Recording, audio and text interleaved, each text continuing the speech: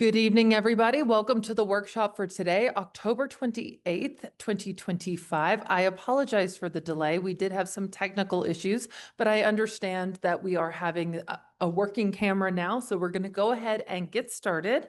We have 3 different workshops this evening, and we're going to begin with Ms. Rush, if you'll do the roll call. Mayor Simpson. Here. Mayor Pro Tem Mormon. Here. Councilmember Ambrose. Here. Councilmember Davis. Here. Councilmember Pfeiffer. Here. Councilmember Marriott. Here. Councilmember Rupert. Here. All right, thank you so much. Now, first, we're going to begin with our Sidewalk Assistance Program update. Mr. Lisberg, I see you're here.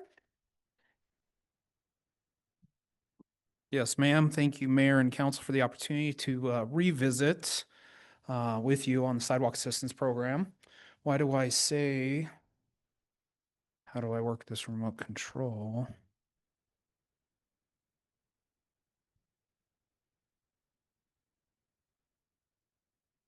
Thank you. I know you guys remember, but for the audience's sake, this is our second visit returning from back in August 2024. Just a quick review in August 2024, we covered a little bit of a State of the Union type situation when it comes to sidewalks in Arvada ordinances, how our 50-50 has historically worked, all the items that we do as a city to address sidewalks, as well as kind of got a dialogue going around some concepts pertaining to this program for the future. If you could go next slide for me. Within that dialogue, we got some of your input and questions pertaining to these topics as shown, and this evening we plan to cover those folded in with a general discussion on the progress that we've made and where the program is headed. Next slide, please. Since that time, the team has been collaborating with all of the departments and offices and groups that you see listed here that consists of 5 workstations around the city. And I'd like to bring a status of where we've come when it comes to policy and procedure. We've also been developing some tools and kind of fatal flaw testing some, trying to get prepped for a launch of a program, as well as preparation of some communication tools as it pertains to that. So this evening, we'd like to talk about the purpose and goals that we've established, some of the criteria, process flow chart, or maybe what a cycle would look like for this program, the resource estimates that we have for first year, our evaluation of potentially sidewalk widening as part of the program, benchmarking is in what are other cities doing, and what we look to in the short and medium term as far as next steps go. Next slide, please. So first, just to open up with the purpose and goals, acknowledging that the cost and the effort for sidewalk repair and replacement can be significant, the purpose of this program is to provide financial and technical support or services to our citizens for the replacement of deteriorated sidewalks. There's a few goals there, obviously, to provide those services, both financial and technically, but also to reduce sidewalk hazards for the larger community, as well as taking advantage of our scope and scale here as a city and trying to deliver cost-effective repairs and replacements with that scale. Next slide, please. So first, let's go ahead and jump into the program eligibility criteria that we currently have written in our draft policy. To be an applicant, the individual may need or will need to be a legal property owner. Their property must be classified as a single-family residential, and the sidewalk in question must be for the betterment of the general public and use of the general public, i.e. it needs to be in the right-of-way or in a permanent easement. And to try to be objective on what concrete would be replaced as part of this program, it would need to meet our replacement criteria, of which we have illustrated here below with a series of pictures. Moving from left to right, you'll see vertical displacements or horizontal cracks that are greater than ½ an inch, presenting a tripping hazard. In the third picture, you'll see what we call spalling, which is just the general deterioration of the surface of the concrete, either to a ½ inch level, thus again creating a tripping hazard, or if 50% of a particular sidewalk panel or stone is deteriorated enough to justify its replacement. Or in the rare instances, you can see on the right where a heave, or the opposite where 2 concrete panels have sunk. There may not be a tripping hazard in the sense that the 2 are in disalignment, but it still presents some accessibility issues there. I will highlight, as it was brought up in our last conversation, that there was interest in businesses also being a part of this program as well. And the team's recommending to remain focused on just residentials at this time for at least the first year. We'll cover it a little bit more in a few slides as far as the resources we're putting forward to this in the first year. But they are a little bit on the limited side when we consider the type of demand that we think that we'll see in the first year or two. And we'd like to continue to research alternatives that we could utilize, that we could point businesses to get the support that they need. And the team is evaluating some right now. And that's obviously not to preclude us from, say, at the end of next year, when we're wrapping up the first year of the program, seeing where demand falls and if we have some resources available that we could commit to that. Next slide, please. We also have some criteria around the financial assistance. We're pivoting away from what we brought last time, which was a little bit of a binary 0 or 100% assistance to a three-tiered solution here. Moving from left to right, you'll see first, we would like to build into this program 100% financial assistance for those that are earning less than 80% of the Denver Metro Housing and Urban Development median income. Of course, that would also come with those services of execution as well. Flipping actually over to the right under the 0% assistance, that would be for the individuals that are earning greater than 130% of that same median income. But of course, we would still be offering construction services and the city pricing for those individuals, with the 50% category fitting in the middle, where that's more of that 50-50 cost share split for those earning 81% to 130%. Councilmember Ambrose. Yes, ma'am. I was wondering how these eligibility metrics apply to folks who are retired and are not earning an income. Give me just 1 second. That would in fact apply to them as well, but there are a series of sources that are classified as income, whether it be obviously wages, child support, VA benefits, Social Security, and I could go on, but there's about a dozen here. Okay, so this also is like retirement income and other sources of income besides wages. Yes, ma'am. Okay. And then on the eligibility criteria on the other slide, it seems like what would not be eligible would be, because there's a sidewalk and then there's a part that, you know, meets the street, and the street is city responsibility, but like that kind of dip, or I guess the gutter next to the sidewalk, any issues with that deterioration wouldn't be eligible. It's just for walking surface. No, if the concrete was deteriorated in any way, shape, or form from what we usually call the lip, where the concrete meets the asphalt, to the back of sidewalk, would be eligible. Okay, all right, great, thank you. Councilmember Davis. Yes, ma'am. Thank you. Good to see you, Mr. Linson. Thank you. Ginsburg, I'm sorry. So for that program eligibility criteria, will there be a checklist that property owners can use to gauge eligibility before applying? And I say that so that you're not receiving an application and spending time going out and inspecting and doing all these things, and then you get out there and you say, oh, no, you're not eligible. And then they're like, get off my lawn. Get off my sidewalk. Yes, for the sake of efficiency and for everyone's sake, so it's not been misled or to, you know, in essence, waste our time or theirs, we would try to be as clear as possible online and within paperwork for those individuals that may come in and want to apply. Okay, and then, so it says the applicant has to be the legal property owner. If the sidewalk in front of a renter's home meets any of this, would they receive a code violation or some sort of violation due to the sidewalk in front of the house that they're renting is in violation? I would need to confirm with code enforcement on that matter. My gut tells me it's the property owner that would receive the citation and not the renter, but. Okay, and the reason I ask is if the home is corporately owned and you're sending it to California, we may not see any kind of remediation. And then my next question goes further down in the presentation, but thank you. Wonderful. Mayor Pro Tem Mormon. Thank you. Question about curb and gutter. Yes, sir. Is that would that qualify in this program or not? Yes. Okay, wonderful. Thank you. Councilmember Ambrose.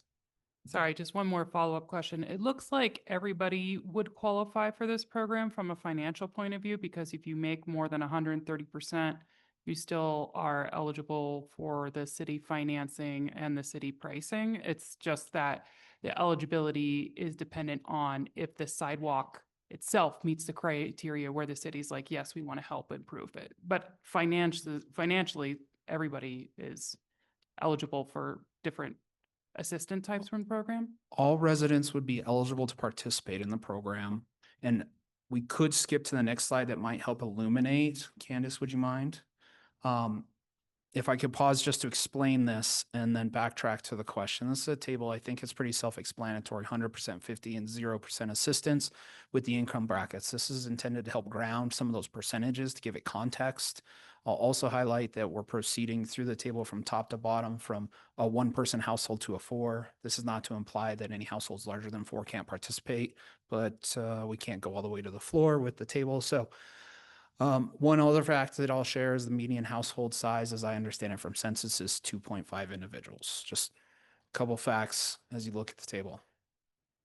To answer your question and to reiterate, so let's say I'm an individual in my own household and I make $145,000. That's going to put me solidly into the 0% assistance. I would still be the property owner. It would still be a residential. The issues that I'm calling about or applying about still have one of those triggers within the replacement criteria. So I could participate in the program, but I would either need to pay in a lump sum for the work or as part of the payment plan. So I'd still financially be on the hook. And moving back over to my left, 50% assistance would be 50-50 between myself and the city. If, say, I was making $80,000 or if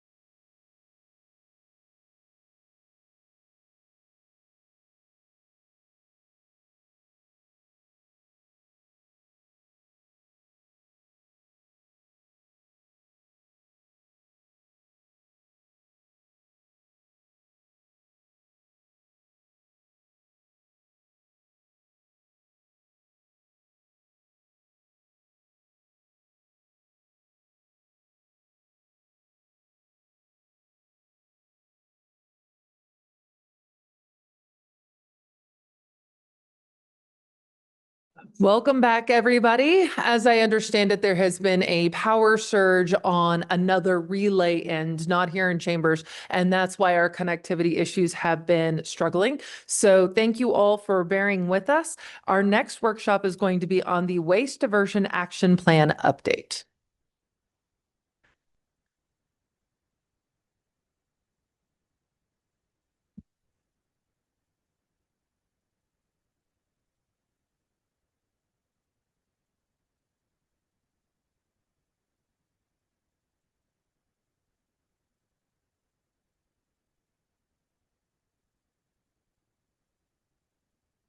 Ready? All right. Hello, Mayor, members of council. It is a pleasure to come before you today. We're going to discuss the Waste Diversion Action Plan and seek your feedback on how we should implement improvements to our waste diversion initiatives at Arvada. I'm your new Senior Sustainability Coordinator, Stephen Russell, and I'm supported by a great team today. We have the incredibly knowledgeable Debbie Baumgarter, Utilities Services Manager. With leadership, we have Eric Lewin, our Deputy Director of Infrastructure. And we're also joined today by Corianne Mansell, a consultant with Resource Recycling Systems, or RRS, and Audrey Wheeler, a Senior Consulting Manager with EcoCycle. Both are part of the Strategic Technical Expertise for the Public Sector, or STEPS program. We also want to credit a couple folks who are not able to join us today. That's going to be Sarah Nichols. She's a consultant with RRS who worked with our team to develop the Waste Diversion Action Plan, and Sarah Hirnick with the Colorado Department of Public Health and Environment, who facilitated the business relationship between Arvada and RRS through CDPHE's STEPS program. We come to you today to share the results of a comprehensive study of Arvada's waste diversion initiatives and management programs to identify key opportunities to increase waste diversion through the city. The recommendations that Corianne and Audrey will share with you today offer big wins for sustainability, all while increasing consumer choice for our residents. The four main recommendations offer detailed stepwise implementation options for council to consider. And a full report will be shared with council for consideration of additional strategies and implementation steps in the next week or so. For next steps, we will incorporate the strategies that receive the most support from you all in the Climate and Sustainability Action Plan, which I'm very excited to bring before you early next year. So your feedback today will inform how we incorporate waste diversion initiatives into a larger comprehensive planning document. So thank you in advance. Without further ado, I'd like to hand it over to Corianne and Aubrey, who will walk you through the key findings and recommendations from the Waste Diversion Action Plan. Thank you. Okay. All right, thank you for having us this evening to talk a little bit more about the Waste Diversion Action Plan. Audrey and I will be co-presenting to talk through aspects of the plan. So thank you, Stephen, for facilitating this as well. As a reminder, I'm Corianne Mansell, a consultant with Resource Recycling Systems, which is the lead subcontracted service for Colorado Circular Communities Enterprise Strategic Technical Expertise for the Public Sector program. Right. Okay. So I will take you through the process of the plan, and then we will walk through the findings, starting first and foremost with what informed the recommendations. We went through and did a series of community meetings.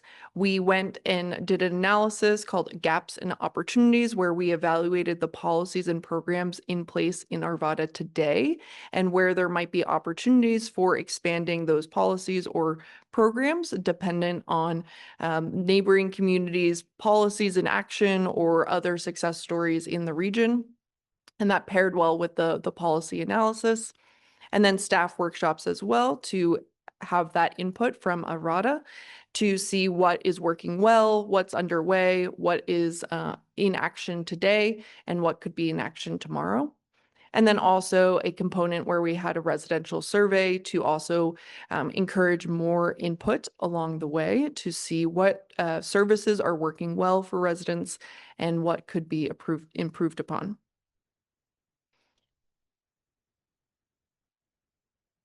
With that process, here are the 4 key recommendations that are highlighted in the plan. One is to increase resident participation in the current city's municipal hauler program. 2 is to encourage all haulers to offer pay-as-you-throw, or what's called tiered pricing. The 3rd is to provide seasonal curbside yard waste collection using bags, and then also support multifamily and commercial recycling. So as a reminder, these recommendations came about because we were able to have input from residents, from staff, and then also look at the policies and programs that are in place today and what is working well in neighboring communities and across the state.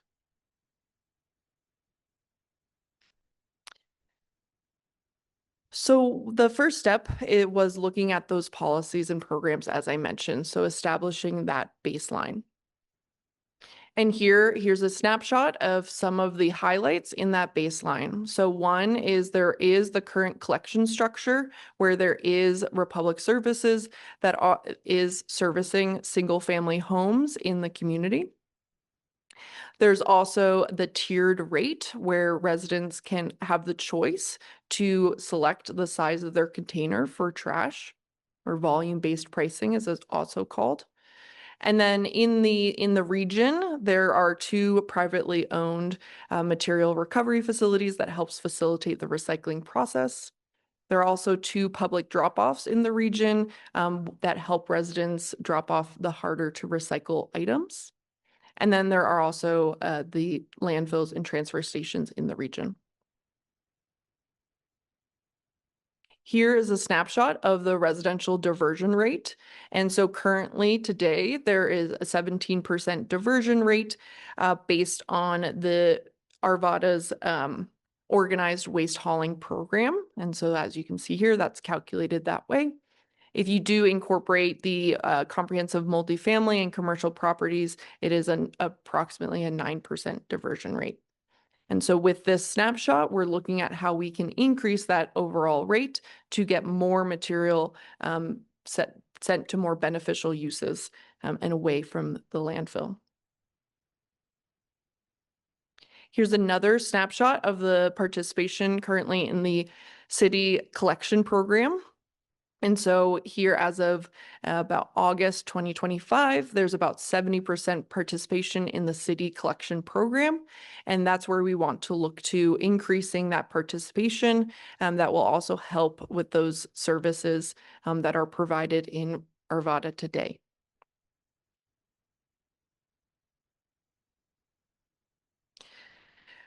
Additional policies that are in place is hauler licensing, and hauler licensing helps provide an equitable playing field for those hauling services, so that there is increased safety, understanding of the haulers that are in business in the community, so that there's safety in place, and that there's also an understanding of who's licensed to do business in the community. Then there's also, as I kind of provided that overview of organized collection contract, so working with Republic Services so that as much as possible, residents get uniform pricing and uniform services across the city, also based on that volume-based pricing, so that they have choice in what they're receiving for their trash container size. And then also already noted is that forthcoming climate action and sustainability plan that will help further those climate initiatives and incorporate these recommendations for waste diversion.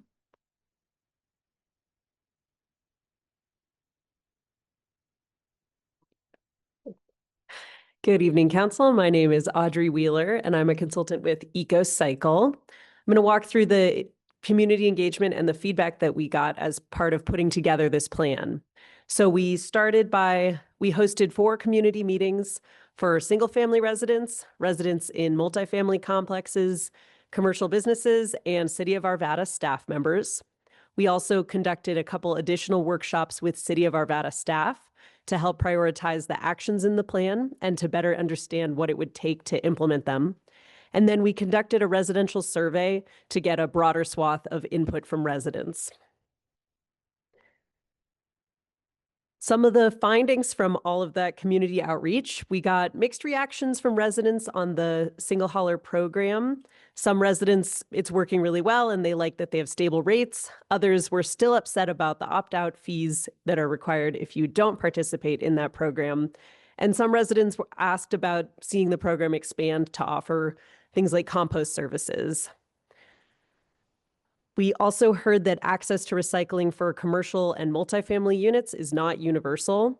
Some businesses and multifamily residents expressed a strong interest in recycling, but they noted that there are limitations. For example, some HOAs or property managers prohibit tenants from setting up their own recycling services and don't offer recycling services because it's not currently required. We heard that residents would benefit from a single stream recycling drop-off. This would help fill the gap that multifamily and commercials currently exists, where recycling access isn't happening at the curbside for everybody. And it can also help when people have too much recycling and want to bring curbside recyclables somewhere if they have excess. We also heard that Arvada needs more education on recycling, composting, and waste diversion. Participants across the meeting shared that understanding around the importance of waste diversion limits the success of any recycling or composting program. And this is true everywhere in Colorado, that getting people to understand how these systems work and what can be recycled can really boost participation and effectiveness. We saw that more coordination across city departments can help improve effectiveness, and implementing a unified and consistent waste management strategy across city services can enhance the overall impact of any of these recommendations. And finally, the businesses that we spoke with were all related to recycling and sustainability, and they commented that those businesses are limited by space. They can't accept as much recyclables or hard to recycle materials as they want, because they don't have enough space, as well as affordability and zoning issues. Then we also conducted a residential survey. This happened in January and February 2025, so earlier this year, and it had 434 participants, which gives us a 95% confidence level with a plus or minus 5% margin of error on all of these findings. And we heard that 70% of respondents who are living in single-family homes report putting their yard waste in the trash. So that's a huge untapped opportunity for waste diversion. Of the respondents who don't use the city contracted waste services, very few reported that it was too expensive. It was more that they were unsure of how to sign up, or they thought signing up was inconvenient. And the largest perceived barrier to recycling is low trust that recycling is actually being recycled. Residents also reported not knowing what to recycle and that recycling guidelines sometimes change. And those are really common across Colorado, comments that we hear. And that goes back to the education and outreach, that there's always room for more understanding around recycling and demonstrating that it works. So from the feedback we heard, we put together the 4 recommendations that Corianne introduced, and I'll talk through a little bit about the impacts of each one. So the first recommendation, increasing participation in the residential single hauler program. As Corianne mentioned, it's around 70% of eligible households are currently participating. But by increasing that participation rate, then more people have that bundled trash and recycling costs and that pay-as-you-throw pricing structure, which incentivizes people to recycle. So that could have some impact, and that's a really easy lift for the city since the program already exists. It's already working for many people. It's just trying to get more people to sign up for it. The second recommendation, encourage pay-as-you-throw or tiered rate pricing for all haulers. The impact of this would be increased recycling participation, and that can include both HOA households and non-HOA households. And requiring all haulers to offer pay-as-you-throw pricing ensures that all residents have the choice of trash cart size. So it makes sure everyone has the same service options, whether they are in the city's organized hauling program or not. Right now, all haulers are now required to offer recycling. So along the same vein, this would make sure that all residents get that choice of size for their trash cart. And people can also save money if they choose to downsize their trash cart. A study from Westminster showed that most people were paying more than they needed for trash because most of those 96-gallon trash carts, kind of the ones you can imagine out by the curb, bigger size trash carts, were on average 2/3 empty. So that meant most people were oversubscribed to trash services. And by implementing pay-as-you-throw pricing, it gives people the option to downsize and save money. The next recommendation was adding curbside seasonal yard waste collection. A seasonal yard waste program could capture 50% of the yard waste that's generated in the city and could be ramped up over a 3-year period. And this can have a significant impact. We modeled the amount of yard waste based on waste composition studies that have been done recently in Greeley and in the South Metro cities of Littleton, Centennial, Inglewood, and Sheridan. And those showed an average of 19% of municipal solid waste is yard waste. So by capturing 50% of that and diverting it from the landfill, that would have a really significant impact. And then supporting multifamily and commercial recycling. This would increase recycling access and participation by providing a drop-off location or recycling access at multifamily properties. And this could also have a significant impact as roughly 1/3 of Arvada's population lives in multifamily units. So I'm going to show on the next slide a graph of the modeling we did for the impacts of each of these recommendations. Before I show that, I'm just going to mention what went into that modeling. We looked at the current recycling, disposable, and yard waste rates for single-family homes that are within the city's single hauler program, and that's where we had, on the previous slide, a 17% diversion rate. Then we also included estimated rates of waste diversion from the remaining single-family homes that are not in the city's program and multifamily homes, which are not in the city's program. So altogether, the estimate is about 9% of Arvada's waste is currently being diverted from the landfill. That's the baseline that we're working from. And then other sources of data that went into the model were the tonnage reporting from the single hauler households, participation in housing units that are served and not served by the single hauler program, tonnages from the yard waste drop-off, the waste characterization study, as I mentioned, from Greeley and the South Metro cities, and projections for household growth from the Colorado State Demographic Office, and some diversion data from Fort Collins to estimate how much recycling tonnage would be projected at a waste drop-off facility. Councilmember Marriott. I want to interrupt you real quick. Were you just saying, go back your backslide, were you just saying that you made with your model an assumption that anybody who didn't participate in the city program didn't recycle? I think that's what you just said. No, not that they don't recycle, but that the recycling rates are presumed to be lower since they don't have the pay-as-you-throw pricing structures. Why would you assume that? That's what we find in the data. So communities that have the pay-as-you-throw pricing structure show that there's a much more participation in recycling and a significant increase in recycling rates among households that have those pricing structures. I couldn't disagree more. I think people who recycle at home regardless of what size can it goes in. You said yourself 2/3 of them were putting out a can that wasn't full every day or every week when it was trash day. I think that breaks that whole argument apart about saying the only way that there's high rate of recycling is if you've got a choice of your trash can size. I mean, it seems like it's data that's just picked to try to favor one model over another. And it seems on its face, I'll be nice, on its face, inaccurate at best. Yeah, Councilmember Marriott, thank you for the comment. This is an industry best practice. There are a lot of studies on communities and lots of case studies that we could follow up and share with you that do demonstrate that when you incentivize recycling in this manner by giving people the opportunity to decrease their costs by recycling more. They do, in fact, tend to recycle more.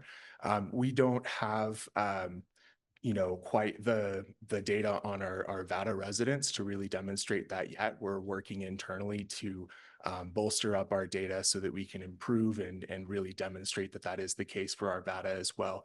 But it is something that's well documented across the industry. Okay, well, I don't want to get into a back and forth with you on it, but it defies logic. And I don't think you're going to sell that to the vast majority of Arvadans, that idea. Now, you may have your advocates who want to believe that, and so they'll believe it. But I think when things like that defy logical explanation, that's probably not a good way to build your recommendations on. You ought to be building recommendations on reality, and I don't see that as reality. Anyway, thanks for the explanation. Thank you. Councilmember Davis. Yes, thank you for the presentation. Thank you, Mr. Marriott. I have that exact question. The assumption that anyone not participating in the city's program is not recycling, I think is untrue. So why not survey that small group that you consider is not participating in the city's program? There are almost everybody on my block does not participate in the city's program, and we all recycle. So that's number one. Some of the data are more HOAs participating in the city's program because their current hauler has decided to move on because it just doesn't make any sense for them to go to a few areas. I am dismayed that the city would be directing business models of other haulers.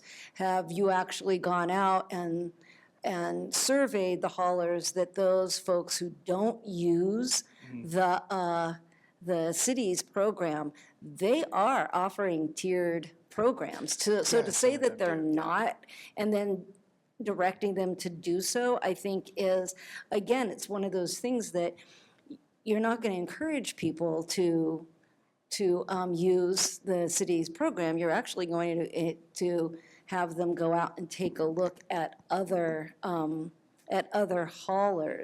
So that I have a lot of other questions and observations, but I really would like to see more of our Arvada non-users, that you would survey those. You obviously, the data's there. And then you had a graphic that was a circular graph that it includes just the people who are participating in the city's collection program. I think it'd be interesting if you also added those folks who are not participating in the program in that graphic, because I think that really would show the folks watching that, okay, we still have this gap. And then the last, this is just a business question. So I have a new neighbor, and the former residents did not use the city's hauler. And is she auto-enrolled in the city's program? Or is there something that, okay, because that, she didn't ask for it, so I want to make sure that she wants to stay with the current hauler that the former residents used. So if somebody drives up and drops off carts to her, I mean, how does she make sure that she can call somebody to pick those carts up? Oh, thank you, Councilmember Davis. Really, the whole program design is about creating consumer choice. And we, HOAs that existed prior to the single hauler ordinance were grandfathered in on their existing contracts. They're not required to move into the city program. New HOAs are. However, any individual resident, if they're not covered by an HOA, does have the choice to choose the hauler that works best for their needs.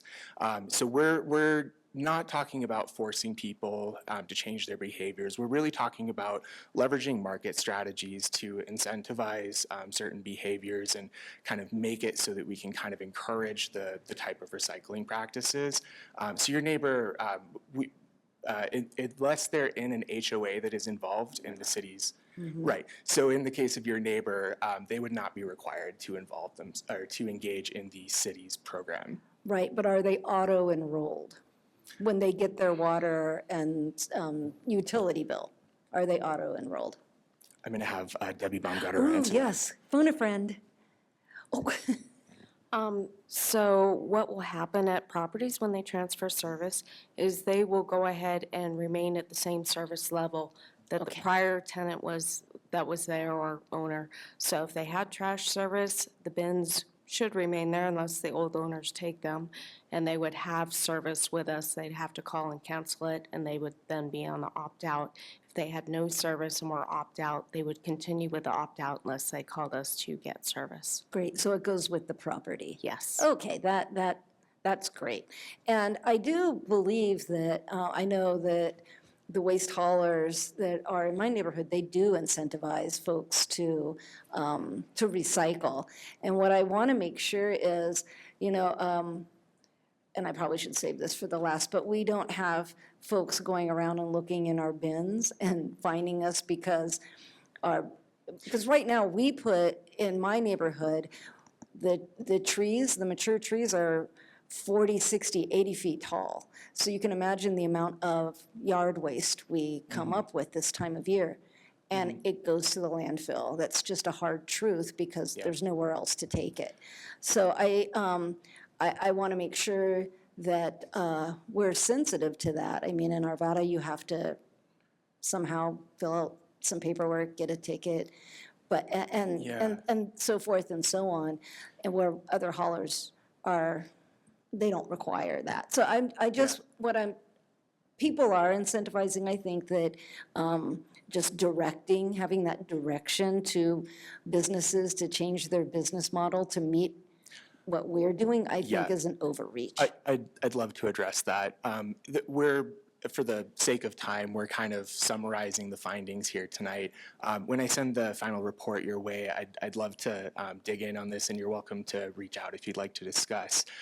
We actually, knowing that it probably would be sensitive, and because we don't want to force people, that's your decision. Council gets to make the call if we're going to do an ordinance that requires pay-as-you-throw.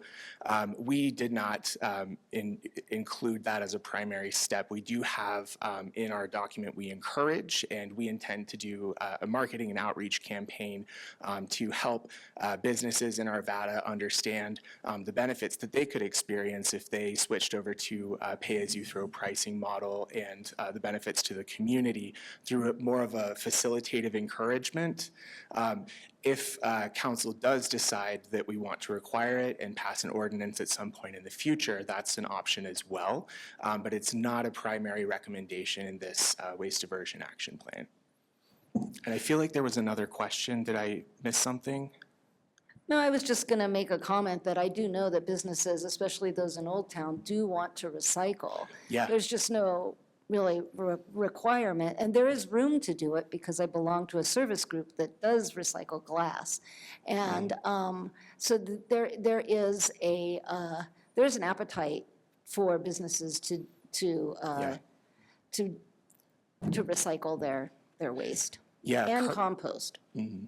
Currently, we don't have those commercial offerings in our program. Our program is exclusively residential.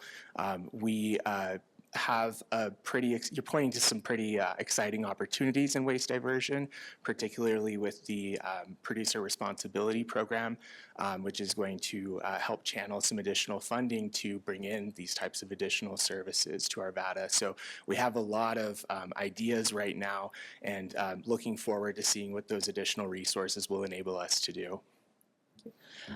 Quickly, I just want to make sure we have a clarification for the record, because I think there might have been a miscommunication somewhere.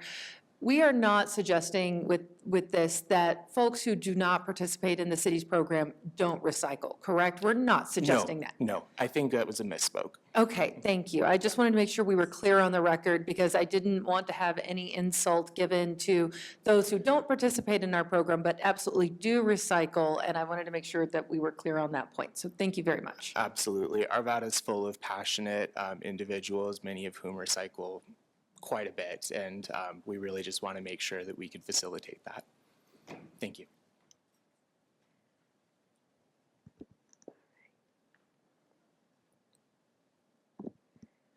So just going back to the modeling here, and to further clarify that point, I'm not suggesting that single-family residents who are getting their recycling or trash from other haulers are not recycling, but part of the reason that the baseline recycling percentage was estimated at 9% is that it does include multifamily and commercial as well. And as mentioned, there's a lot of multifamily buildings that aren't able to offer recycling right now, so that does bring down the recycling rate a bit in our estimates. But again, these are estimates. We don't have exact tonnage reported for all of these things because that hasn't been collected yet. So, you know, you got to do the best you can with the data available, and that's what we've done here. Based on that baseline of assuming around 9% for the whole city, these are the 4 recommendations that we've suggested in the action plan. And you can see on this chart the different impacts each one will have. They were all modeled independently, not in combination with each other. So you can imagine by implementing multiple of these recommendations that the impacts would add up to each other and the diversion percentage would go up even further in the next 5 years. So starting at the bottom, just above the baseline, is supporting a multifamily and commercial via a drop-off, would raise the diversion rate estimated about 1%. Then just above that, increasing participation in the municipal hauling program, the single hauler program would increase the diversion rate by about 2%, so up to 11%. Encouraging all of the haulers that serve Arvada to offer pay-as-you-throw pricing is an estimated 15%, so that increases by about 6 percentage points. And then the highest impact on diversion rate would be providing seasonal yard waste collection, which brings the diversion rate up to 16%. So where did you get the, excuse me, where did you get these figures that you used on this chart? You know, I mean, obviously they're estimates, as you said, but I would, you know,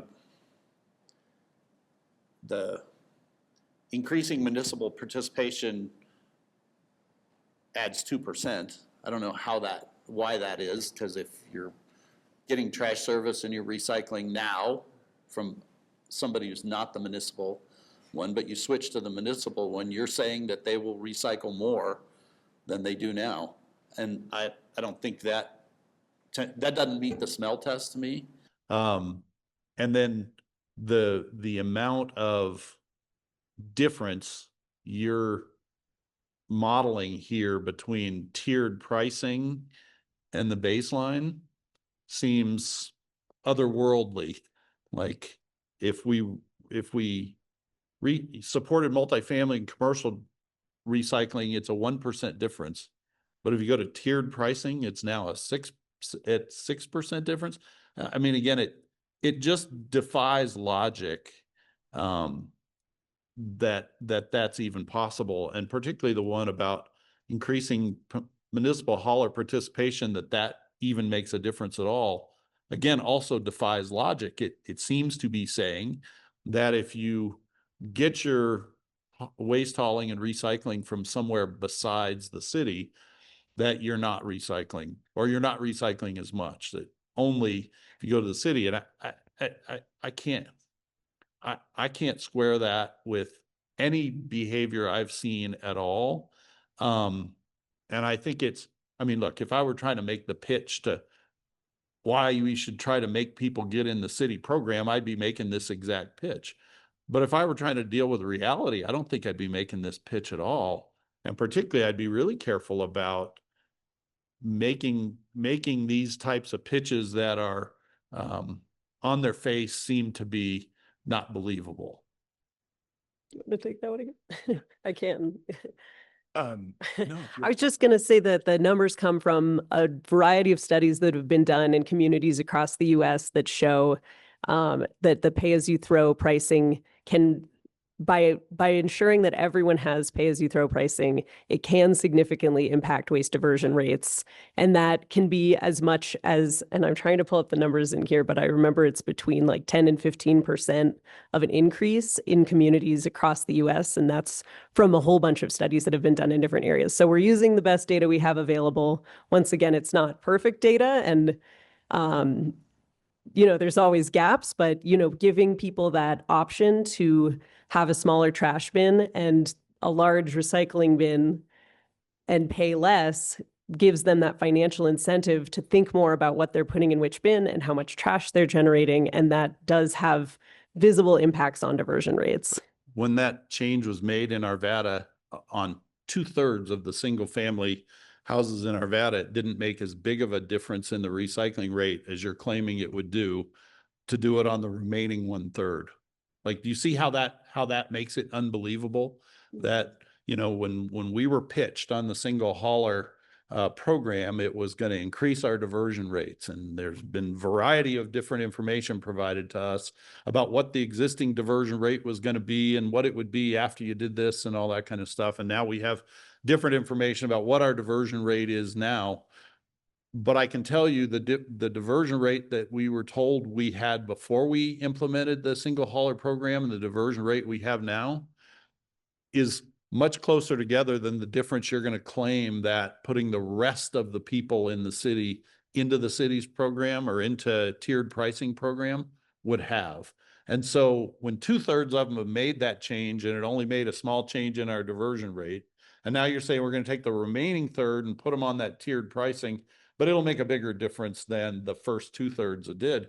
It just doesn't pass the smell test. I mean, it just doesn't seem logical at all. Now, again, if I were using this to try to pitch a specific behavior, and we can get into that at the end, but to pitch a specific behavior, I might very well be trying to make this case. But I might be a little more careful about being realistic about what you're saying here. And I get it. You can pull up and cherry pick studies all you want. You take a community that doesn't do recycling and you put pay as you throw and curbside recycling and the diversion rate changes. You can't, that's not analogous to what you're talking about here. So I would encourage you to, as you start thinking about this, I understand what the goal here is, and particularly of EcoCycle and whatever your organization is. And I understand the moral component of, we're going to try to really influence people to be more moral people and all that kind of stuff. But the reality is you need to deal with what's real and what's reality, and you lose people the minute you don't.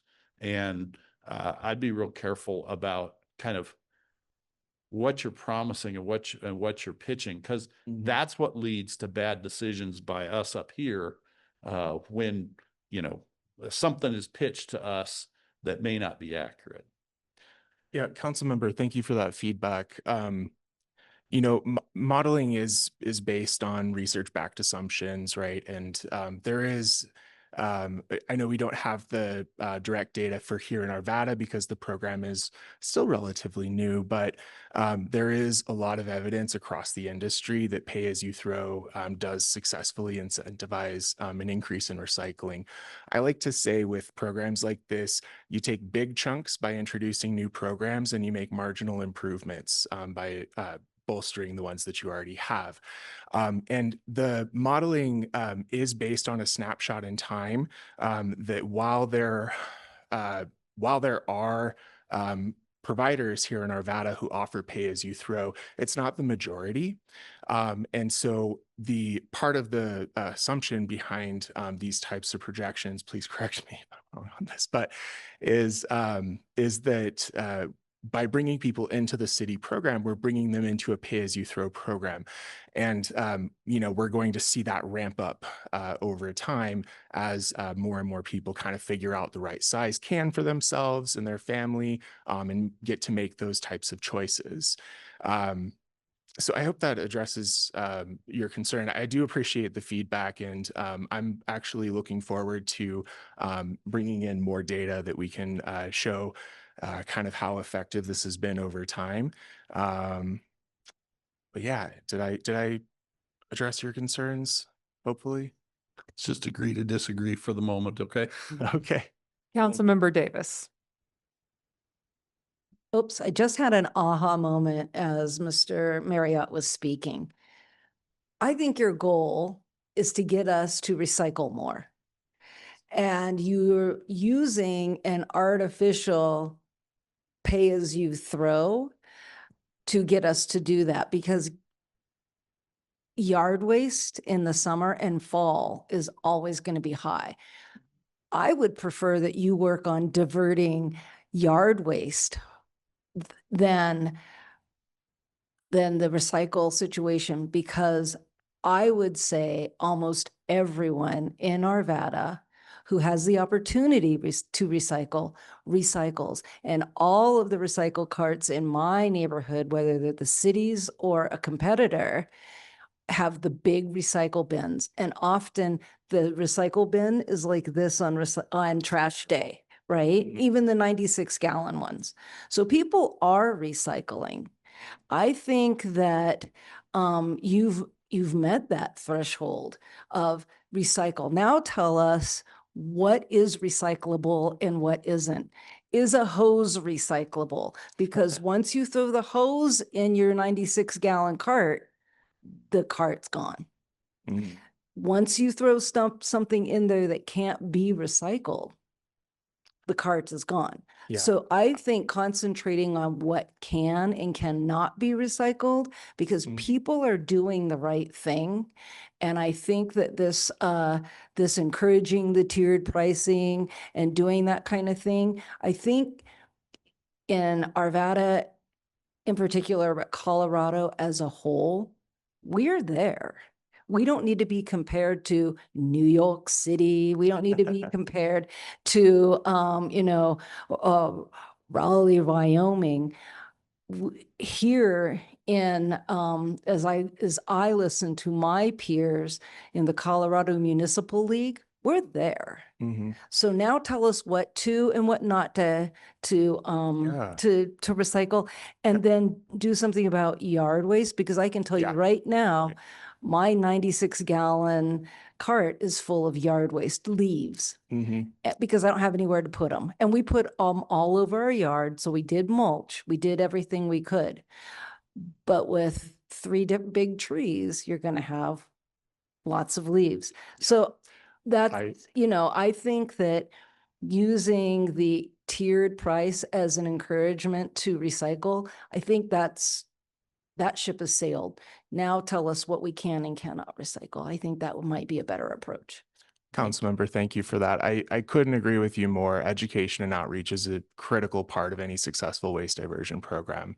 And actually, you're pointing again to some of the exciting opportunities that we have to expand, getting into yard waste.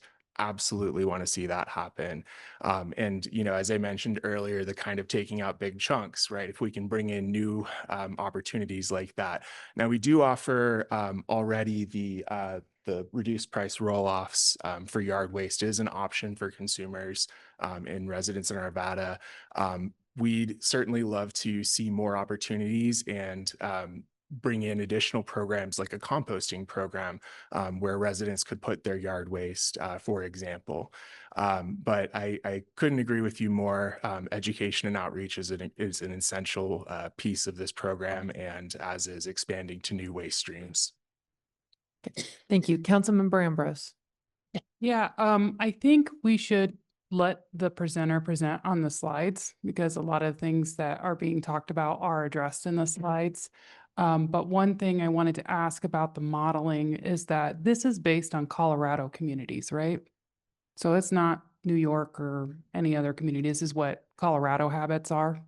Yes, as much as we could use local data, we have done so in the presentation. Okay, and if Arvadan behaviors are different from what is modeled, would we adjust the program to increase recycling, as is the goal, instead of going for, well, the model said it, so we're just going to keep going ahead with the model, even though Arvadans aren't doing what the model said they'd do? No, Arvadans aren't doing what the model said they'd do. I think Oh, thanks. I think that kind of direction is what we would look to you for, as far as if you think we need to pivot to move in another direction. I would say I think I do respectfully disagree with some of the comments that have been made, that I do feel like there is opportunity to continue to increase recycling percentage. You know, a 17% diversion rate could definitely go higher. And when you look at comparing Arvada to some of our peer communities, we do have a lot of ground to cover.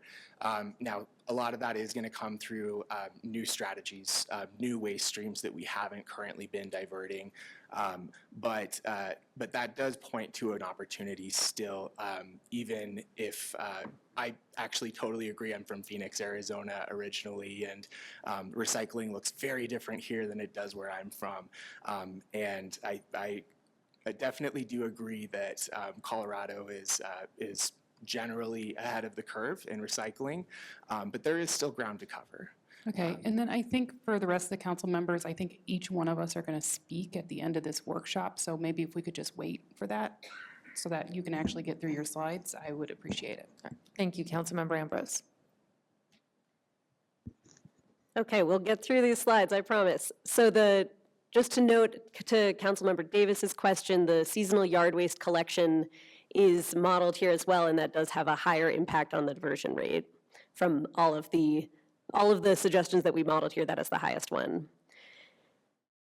Next, we did also look at potential costs of implementing these different recommendations. So the cost model assumes for the increasing participation in the single hauler program that it would have minimal costs since the program already exists, and residents participating in the program residents who are not participating in the program may already be paying similar rates, so it wouldn't really have a big cost increase for residents either. For the second recommendation, encouraging pay-as-you-throw for all haulers, again, minimal cost.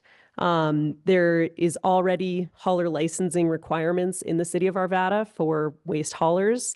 So they already are filling out forms and submitting data to the city. This would just add a little bit to that program. So it would estimated be about 0.2 FTEs, and that would be the whole costs for implementing that program. The third recommendation of adding curbside yard waste collection, as I mentioned, it has a higher impact on the diversion rate, but it also does have a higher cost.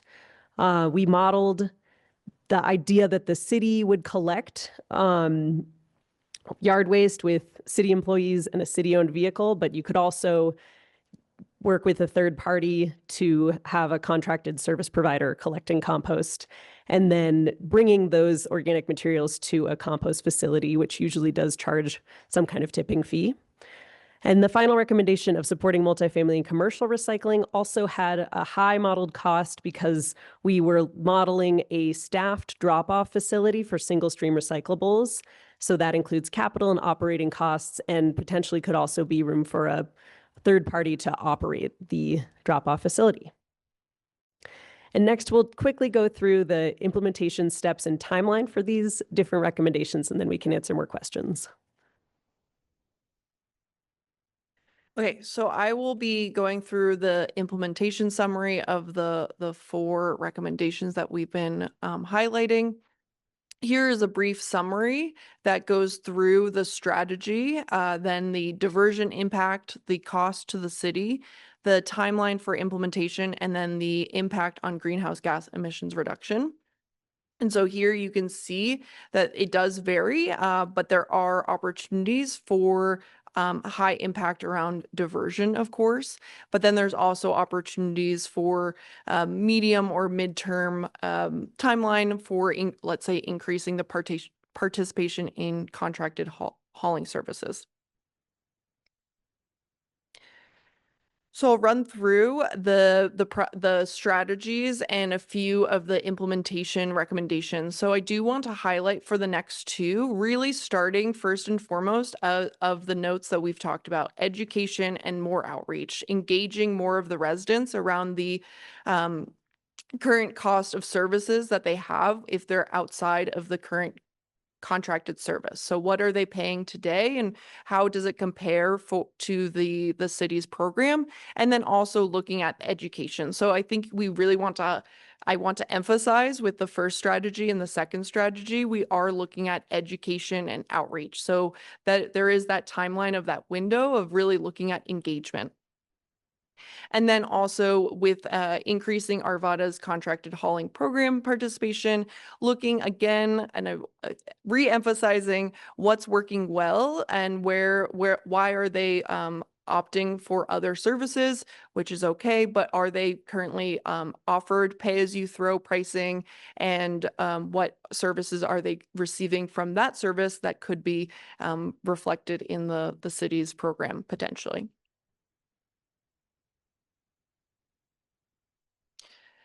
And then looking at encouraging pay-as-you-throw or tiered pricing as well. So this is not as acknowledging that there are haulers servicing the residents that have opted out of the city program that are receiving tiered pricing, but are there residents that are not receiving that pricing or volume-based pricing, and then going back to those haulers and working with them to see if there are opportunities to offer that tiered pricing that will help increase recycling behaviors for those residents that do not have that service currently. And this is again reflected on industry best practice of looking at the pay-as-you-throw as an opportunity to increase recycling behaviors and increase diversion where folks may not know about the opportunities. And then I also want to emphasize that's not captured here in priority strategy 1 or 2 is also looking at recycling behaviors. So when you have varied haulers, there's the potential for different education to be happening. So flyers that go out that say yes, no items of what could go in the recycling bin and what should not go in the recycling bin. Looking at that education, is it comprehensive? Is it universal? Is everyone receiving that same messaging? And that will also help increase recycling as well, so to reduce confusion. You know, you go to your neighbors and you're like, wait, I'm not supposed to recycle this. I have a different hauler. So really leveling that playing field is part of the emphasis with a citywide program, but you can also engage those haulers to see if the messaging can be universal. And then this was noted earlier as well, looking at providing seasonal curbside yard debris collection and then phasing in if there's the opportunity to do so, an organics pilot. So looking at food scraps diversion as well, which will help the overall diversion rate in the city.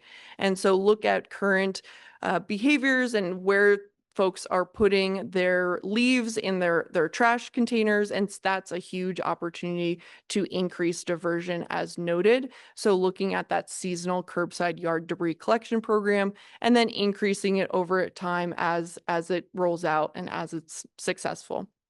And so here there's definitely a high diversion impact, and we're looking at midterm implementation because it's a phased approach, of course. Moving on. And then also noted earlier where there's some commercial properties that do not have access or are not necessarily aware of the recycling services that they can subscribe to. And so here the opportunity that was highlighted and detailed further in the report is looking at setting up a drop-off site to increase access and engagement for those multifamily properties and commercial properties where they want to recycle, but they currently may not have the space to do so, or they don't have the opportunity. And there we have emphasized in the report opportunities to engage those businesses and those multifamily properties to see why they're not currently recycling and how you can encourage those behaviors, but also providing that drop-off location for them is an interim action that will increase the diversion rate in the city. And then ongoing strategies, we also detail this further in the report, where there's a lot of success. There's a lot of recycling happening today in the city, and this plan was really intended to just showcase where there's more where we can do more. So this is where we acknowledge that the city is currently a leader in sustainability and waste diversion. You do have diversion goals. There are city buildings that are participating in recycling. That is the lead by example model. There's also additional policy tools. So looking at, construction and demolition materials and how you can increase recycling of those common materials such as clean wood. Looking at education engagement. So looking at residential championship programs. So where somebody tells their neighbors, hey, this is what we can recycle. Have you participated in any of these city programs, or do you know about the yard waste collection program, et cetera? And then also looking at those public-private partnerships, furthering those efforts with the current hard to recycle drop-off programs and sustainability businesses in the city. So all of that is emphasized further and detailed in the plan. Councilmember Marriott, I'm going to ask you to, okay, go ahead. All yours. And thank you so much for your time. And I have feel a like there's questions, so we'll all be available. question about your last slide. Do you mind going back one? What's an equal space ordinance? Equal space ordinance is where any new property should have the space designed to allow for a trash and recycling container. And so that's where sometimes we're engaging with businesses that say, I only have this one space, that's one cart space for trash, and thus it's providing a barrier to recycling. And so looking at equal space is ensuring that new properties have been thinking about where they could put a trash and recycling cart. Is that for commercial property Yes. only? It depends on where you are, but it does look at there are policies that vary in the state and the country, but in this reference, most of the time it's around commercial businesses. Yes. It's for commercial properties, but commercial includes multifamily buildings with 7 or more units. So any apartment complex or something that has more than 7 Are you units. talking about taking our land development code and making the dumpster enclosures be twice as big so that you can fit 2 receptacles in it? Is that specifically what you're talking about? Essentially, that is what an equal space ordinance is about, is establishing the same amount of space for landfill waste as well as recycling waste. And so if you're going to do that, how would you guys know about the practices of the industry and all that stuff? What would where's the give and take? Like, so we're going to require you do this thing that takes up space. So in exchange, we're going to not require you to do this other thing that takes up space. So where does from the sustainability perspective, where's the give back? Well, we want something, and in exchange for that, we'll give you this. What do you give up? What do you give up? What do you change?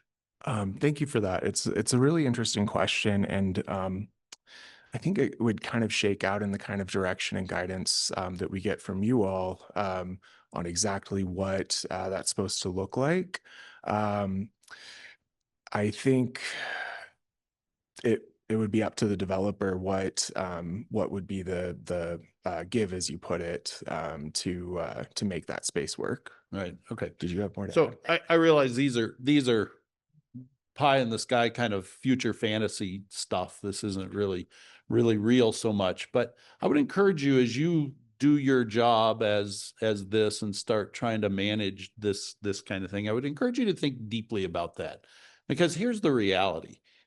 If I'm going to develop a commercial building, which I'm going to have to do in the next few years, I'm going to develop a commercial building, and if I'm required to double the size of the dumpster enclosure and be able to fit 2 things in there to meet somebody's goals, that's not free, right? It costs something.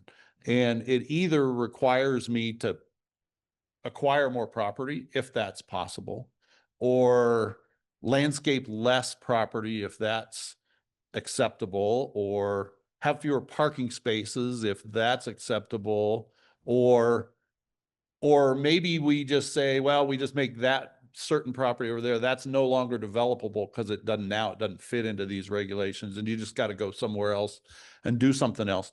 I think what I'm trying to get at is this kind of stuff has consequences, and they're real consequences. They're not pretend consequences, they're real consequences.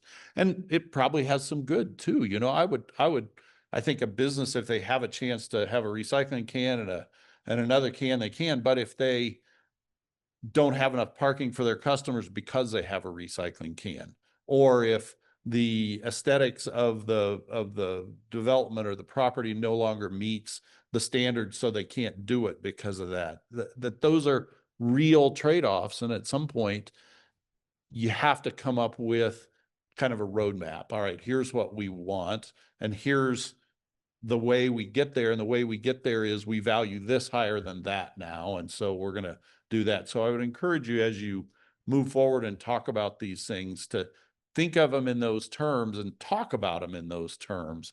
Otherwise, it doesn't seem very meaningful. I mean, all things equal, if it's free, sure, everybody can do it, but not things aren't free. It all comes with a consequence. So anyway, just a question. I just want to know what it was to first, but as you do this stuff, to think about that. Sure. Corey, did you have more to add about it? I'll just quickly note from my experience of working with businesses in adopting recycling programs, and also that includes contractors, building associations. Sometimes the equal space ordinance is just a step in them thinking about where a recycling container could go. And so, because there's many builders that I've talked to that they're like, oh, that just wasn't on my checklist. And so it's a tool and a way and a mechanism to increase recycling. And so I just want to reference that. In my experience, it's sometimes just not on the checklist. And so ensuring that it is on the checklist helps increase recycling by offering access. Yeah. Ordinances are just requirements, though. They're not like a suggestion, or if you can, or here's best practices, or here's, the education piece or anything like that. This is, you must. Mm-hmm. So, and you, when it's you must, then it comes with trade-offs. Yeah, Councilmember Marriott, you're totally right. We need to be considering trade-offs. Oh, Debbie, you want to add? Just to let you know, we have worked through some of those challenges. We have some units just down the street on Ralston Road.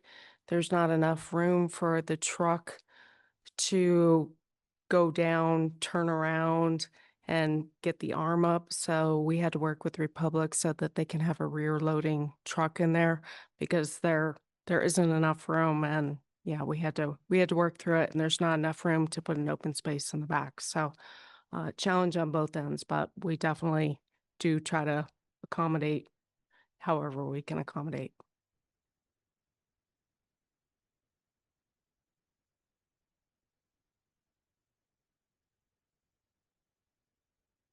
Sorry, Councilmember Pfeiffer and I are just reminiscing about the hearing several nights ago and talking about that exact topic, probably some point around 1 a.m. or something.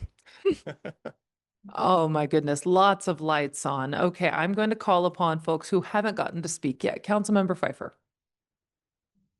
So I'm a little disappointed with the numbers. Let me explain why. In December of 2018, you probably should have all reflected on the first presentation we got here, which said that Arvada's recycle rate was approximately 13%. It also listed all the cities and what their percentages were in that presentation. So go back and look at that presentation, because tonight you're telling me it's 9%. So that means we've implemented an overall program, and we've actually gone backwards. So fact check yourself before you come in front of the council and make sure we're straight on the numbers. Yeah, can I respond real quickly to that? Sure. Did you see the presentation from 2018? No, and I'm definitely gonna check. Did you say 2018? Mm-hmm. I will definitely check that. I missed that one. It's But on our one website. thing that It's on the main of course, website, yeah, I'll check it out. right in the very front, about waste hauling. Okay, thank Okay. you. One thing that that does sometimes happen is when we talk about the 9% baseline, that's including commercial and multifamily residential. So it is a different denominator in that number. So This is the point I'm trying to make. Mhm. When you come and present to us, let's do apples to apples, not apples to oranges, and then move the numbers based on however this came out. Because if that was the case back in 2018, that it did not include commercial, then you should not have included commercial in your 9% tonight. Does that make sense? Okay. Or at the least had a side by side, Exactly. just residential and then including the commercial and the multifamily. So on a topic like this, you want to be consistent through your messaging. Even if you weren't here or not, the city staff has to be consistent in its message and to see why are we improving the program. I completely agree with where you're going with it. I'm actually a big supporter of where you're going with it. But I also need to be realistic because when you threw that 9% out, I went back. The bad part for you all, I've been here 14 years. I remembered that there was a number that sold us on why we went this way. Mm. And it was the very first presentation given to us. And I pulled it up off the website. I didn't have to go into the city docs. And it's like the third page in. So Okay. it really clearly shows our path of trajectory of where we are today. But then when you present something that contradicts it a little bit, it just seems like we went backwards. So just keep that in mind in the future. Appreciate that. I do want you to come back and help me connect the dots of what you presented tonight to what was presented to us in December 10th of 2018. Okay. Okay. I want those comparables. I will say, I thought about this program and a lot of things we do. And if I was to run it as a corporation, this activity would fall under a corporate, social responsibility program.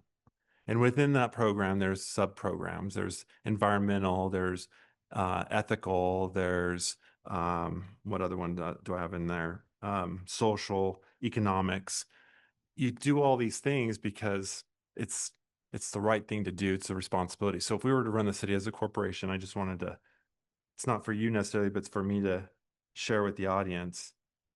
The typical shareholder to that type of corporation, they're no longer looking at investing in just the solely focus of making the money. They're looking for long-term societal changes to the corporation. Mm-hmm. So I do support, and from an environmental responsibility perspective, if we were a corporation, we are going the right way as a board of directors. Mm-hmm. We would be doing the right thing by enhancing a environmentally responsible program under a CSR.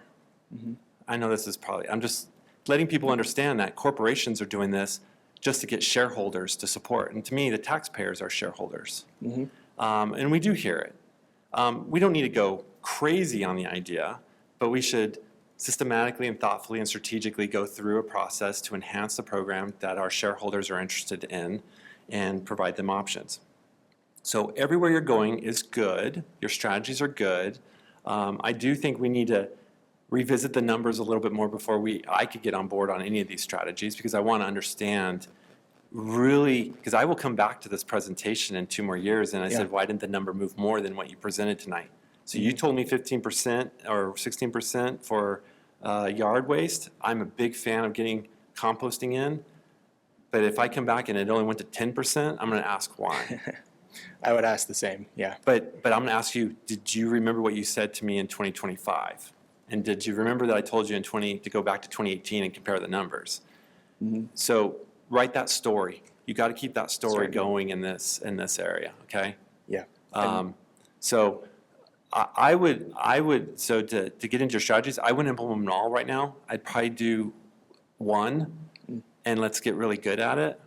Because we need to fix certain things. I think if we do too much shotgunning in this, we're going to dilute the ability for our citizens to effectively respond to your ask.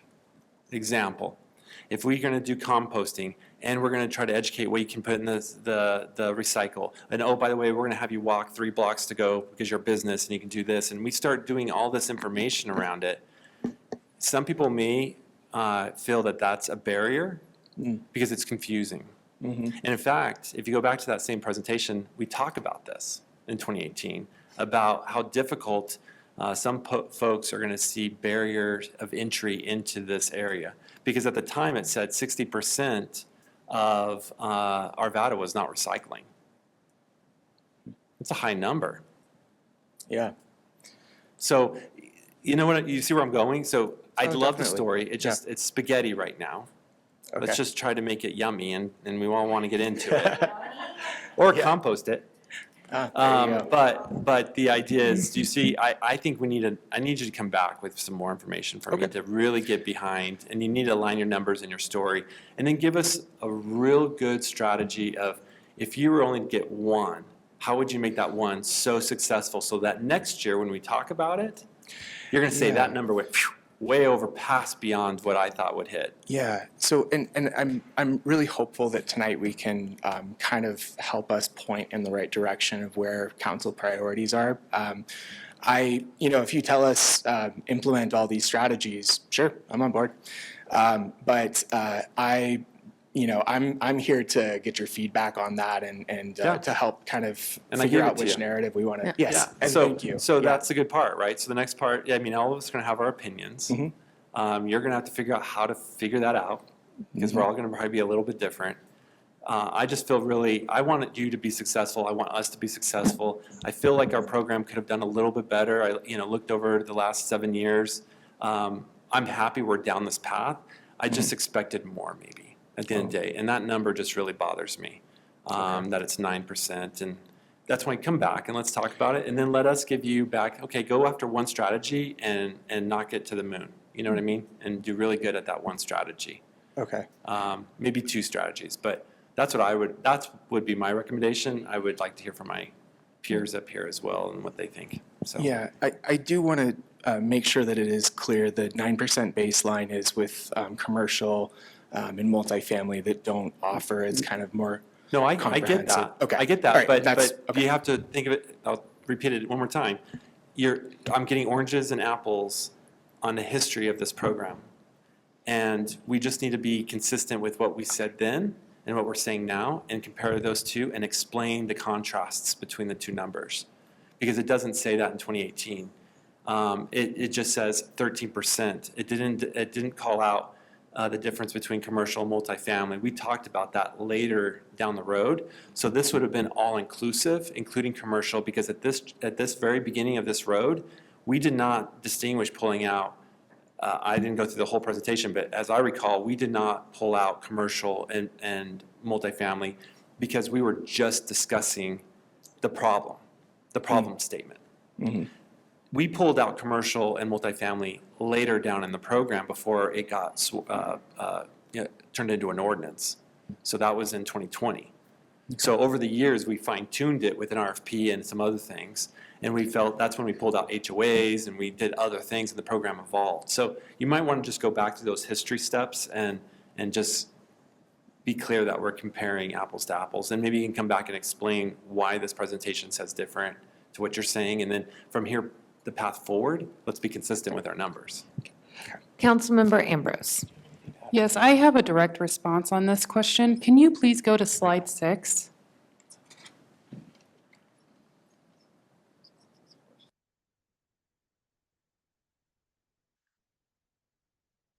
So the 17% diversion rate is the residential diversion rate, is that correct? Within, Only. it's within the program, like Okay. the residents that are currently participating in the program, so not citywide. correct. Okay, so that's, and so you don't have this number for the citywide residential participation diversion, right? Yes, I do have those numbers per month, and they range anywhere from like 14.1% to 21%. Generally, the 21% is usually around the holidays when many more packages are delivered. The other thing that lowers our diversion rate is when we have a bulky item or large item event that makes us have more trash, which lowers our diversion rate because recycling is actually very light. And so to get a lot of diversion, it's very light. The only way you can really immensely increase diversion is by composting, because that's really heavy, dense material. Okay, So- so that's the point of clarification I wanted to make clear on your observation, is that the 2018 number, which is the pre-program number, is all diversion for residential, or It was the whole. and so that also included commercial. So the 9% is the comparable number with it? No. Residential it whole didn't city. distinguish that. That was the problem. That, I don't think it distinguished it. In the 2018? Okay, Okay, so so residential. yeah, look at those and make sure that we have that information. But I just wanted to bring up slide 6, that you do provide new information about the program and then the overall, but that it is not quite what we were presented before the program existed. So, Well, this is just who's in the program. right. So we need to update this that includes people not in the program. Yeah. Okay, thank you. Thank you. Councilmember Rupert. Thank you. I've got a small handful of points here. One, your goal is to increase the diversion participation rate, and both times that we faced a citywide ordinance on this, you had to be here to appreciate the enthusiasm in the room for what people wanted.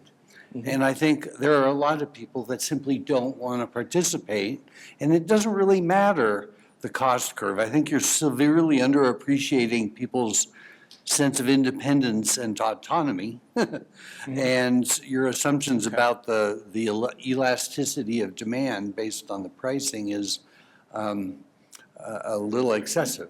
I think the 30% that you're trying to capture, they don't want to be captured quite often. And so I think the numbers, you probably ought to look at the numbers with a grain of salt to understand that. I wonder, I think it's inappropriate to actually dictate the non-city haulers' terms of their contracts, their pricing, their container size, the nature of their services. They are competing. Let them compete, because they actually might figure out a way to do something better than our city hauler is doing. And I happen to know that there are some smaller haulers that will run up and get your trash can from the garage door and bring it down to the curb and do the emptying. And there are people that really appreciate that level of service that our citywide hauler doesn't provide. Good on them. We do provide that, you just have to sign it. Fair enough. The point is that there are differences in services, and let those happen. We don't need to capture everybody, and even for a program to be successful, I would say we don't need to capture everybody. I want you to check if I heard this statement correctly, that we require new HOAs to enroll in the city's program. Is that an accurate statement? Yeah, that I'm is wondering correct. why that's the case, because many of the goals that were stated both times that the ordinances were proposed was that, one, we're trying to reduce the number of very heavy truck trips on our streets, and to two, create the efficiency so we're not having the trucks run up and down every day of the week in every neighborhood. Which is an impact on quality of life. And three, I think we really do want to increase sustainability and diversion. But all those goals are achieved if a new HOA chooses a different hauler. Oh, you have a good point. It's at scale, right? Well, I try not to make bad points. I try, and so I don't see the purpose in requiring a new HOA. I do see the purpose in requiring a new HOA to have a single hauler. That does make sense, and I think it serves all the goals of the program. I think letting services and the choices, I think over time we ought to let them prove their values. And so I think it's okay to have some competition in the city. I then have a Sure, question yeah. on some of your numbers, pages 18 and 19 of the presentation. I'm sure there's going to be an easy correction to this, but on page 18, it looks like it's a very expensive, page before that, it's a very high cost to the city to implement the yard waste program. And then on the next page, it looks as though, next page, it looks like it's only a medium cost to the city. Am I misreading the charts? I'm perfectly okay if I'm misreading the charts, just correct me. So see, the yard waste says medium there, it says high there. Do you have any thought, any input on that? Because if we're gonna run down the road of starting a new program, composting, we ought to make sure we got the facts right.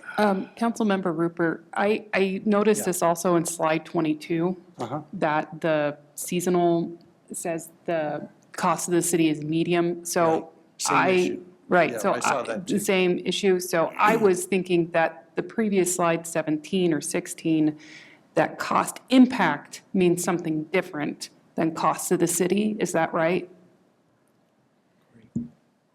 I would say with the strategy 3, so focused on yard debris, it leans more towards that medium cost. And there is some variation when we're thinking about the phased approach of a seasonal. So there likely was just a discrepancy in our development of the slide deck, because when you're thinking about yard debris, like a seasonal yard debris collection program, we're thinking more towards medium cost impact. And then when you're looking more at phasing in potentially a comprehensive organics program that is throughout the year, where you're including food scraps, that's then leaning more towards a high cost. So that's where there's likely just a discrepancy in our slide. Oh, okay. Well, thank you for that clarification. I think those are two really very different programs. And probably this goes to Mr. Pfeiffer's advice to tell one story, and get it straight. Thank you. Okay. So essentially, I'm trying to collect the thoughts of what I'm hearing here. And I think what we may need is a little more time. I understand you're here looking for direction. I don't think the council is prepared to be able to provide direction tonight, at least not a consistent voice. And I also want to note that we have an election coming up in a week. Right. And 1/3 of the members of this dais will no longer be sitting here. And we have 2 new members coming on who will have completely different baselines of understanding with this program. So, and I look to the council to see if we agree. One thing I think might be beneficial to us is perhaps early in 2026 to have another study session to reground all of us in our understandings of what the program's doing, what the historical memory is, as well as what the goals were. And then we can start to assess how we move that forward. Certainly. Okay. I would recommend it be a workshop, not a study session. Okay. Yeah. A workshop would be great too. Yeah. And I have to say that I agree with Mr. Pfeiffer. I would like you to select one thing to move forward and move the needle. And again, I think what you're trying to do is getting us to recycle more, not necessarily compost more, but also divert yard waste from the landfill, which I am all for. Let's pick something that we can do and do really well and make a big impact. Because if we try to do 5 different things, we are going to confuse people. And then people will they'll just go rogue and everything will go in the trash, or everything will go in the recycle bin. And we're not going to do it right. We're not going to rinse things out. We're not going to do what you want us to do. And, let's stay away from requiring people to do the pay-as-you-throw. It's already happening. So, like I said, that ship has sailed. So let's make the impact where we actually can, and where we as council members can show our taxpayers and ratepayers, here's where we're making the difference, and here's where we're doing really good things to be a sustainable, future-ready Arvada. Thank you. Mr. Marriott. Thank you. I had a question, then I've got a couple of just thoughts. So you mentioned in one of your slides that you guys did some focus groups or feedback or surveys of residents and found that 66% of them are in the city program and 34% are not. I think those are non-HOA households that get to choose what they do. What did you find? What's the reason that roughly a third don't want to be there and 2/3 do?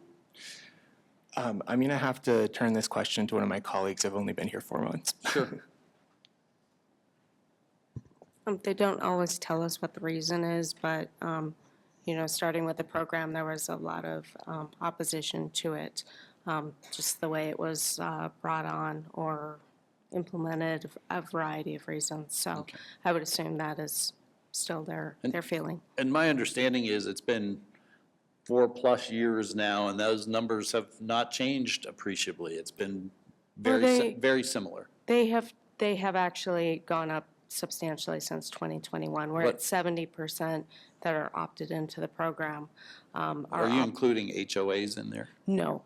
HOAs are still about 14,000 people that have their, already had an implemented program prior to the trash program itself.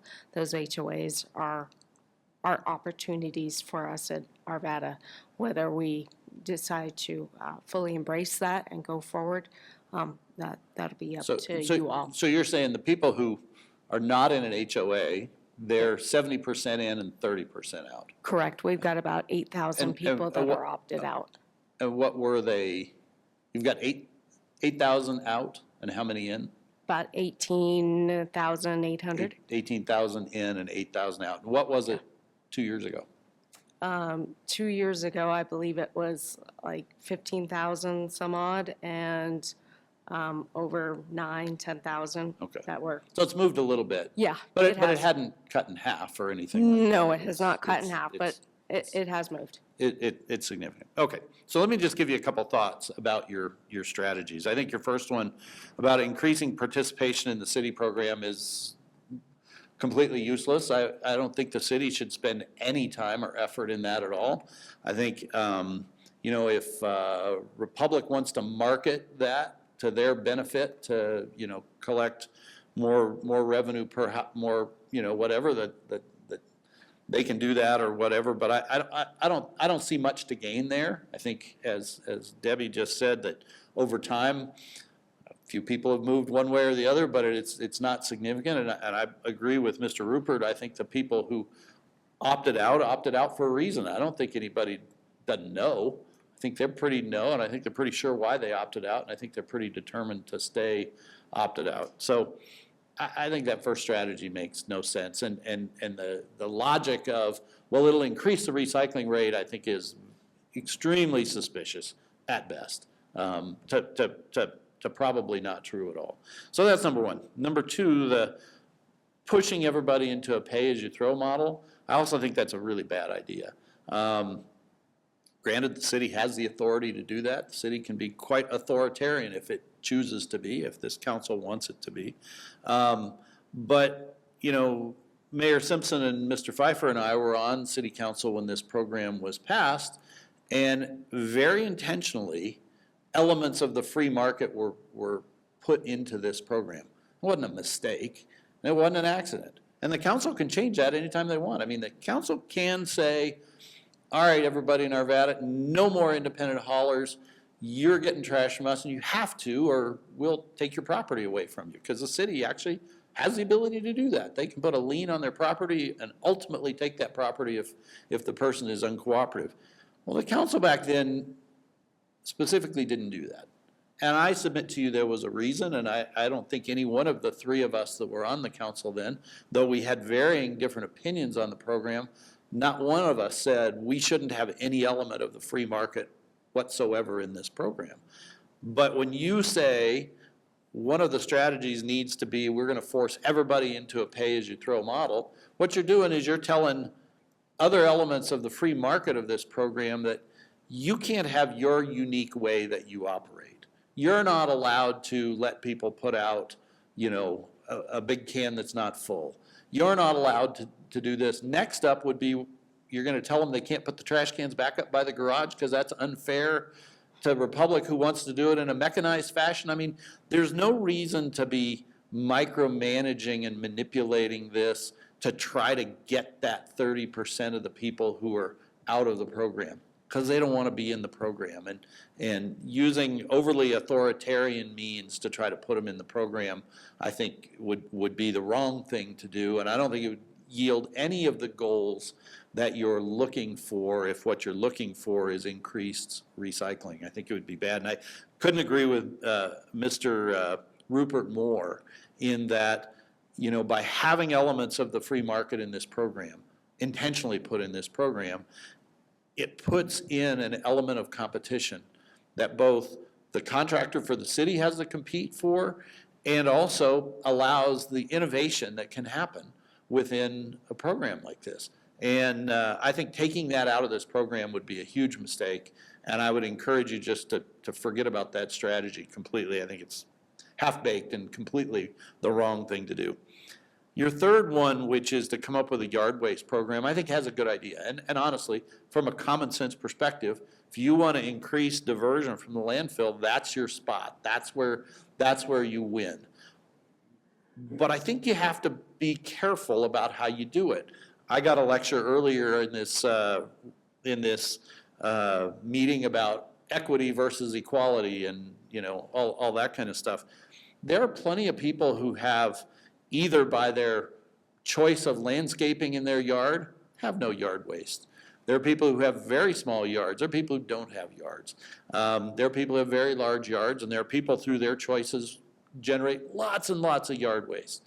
And I don't think implementing a plan that charges everybody an incremental cost of the total versus what it actually costs for their specific yard waste recycling, again, makes any sense. And I think if, you know, this trash program already has all kinds of opposition and hard feelings, and they persist, as the numbers show, I think you would just create that all over again if you decided, well, we're going to implement a yard waste recycling program, and we're going to take the total cost of it, we're just going to split it amongst every address equally, and we don't care if you generate a lot or generate a little, it costs everybody the same.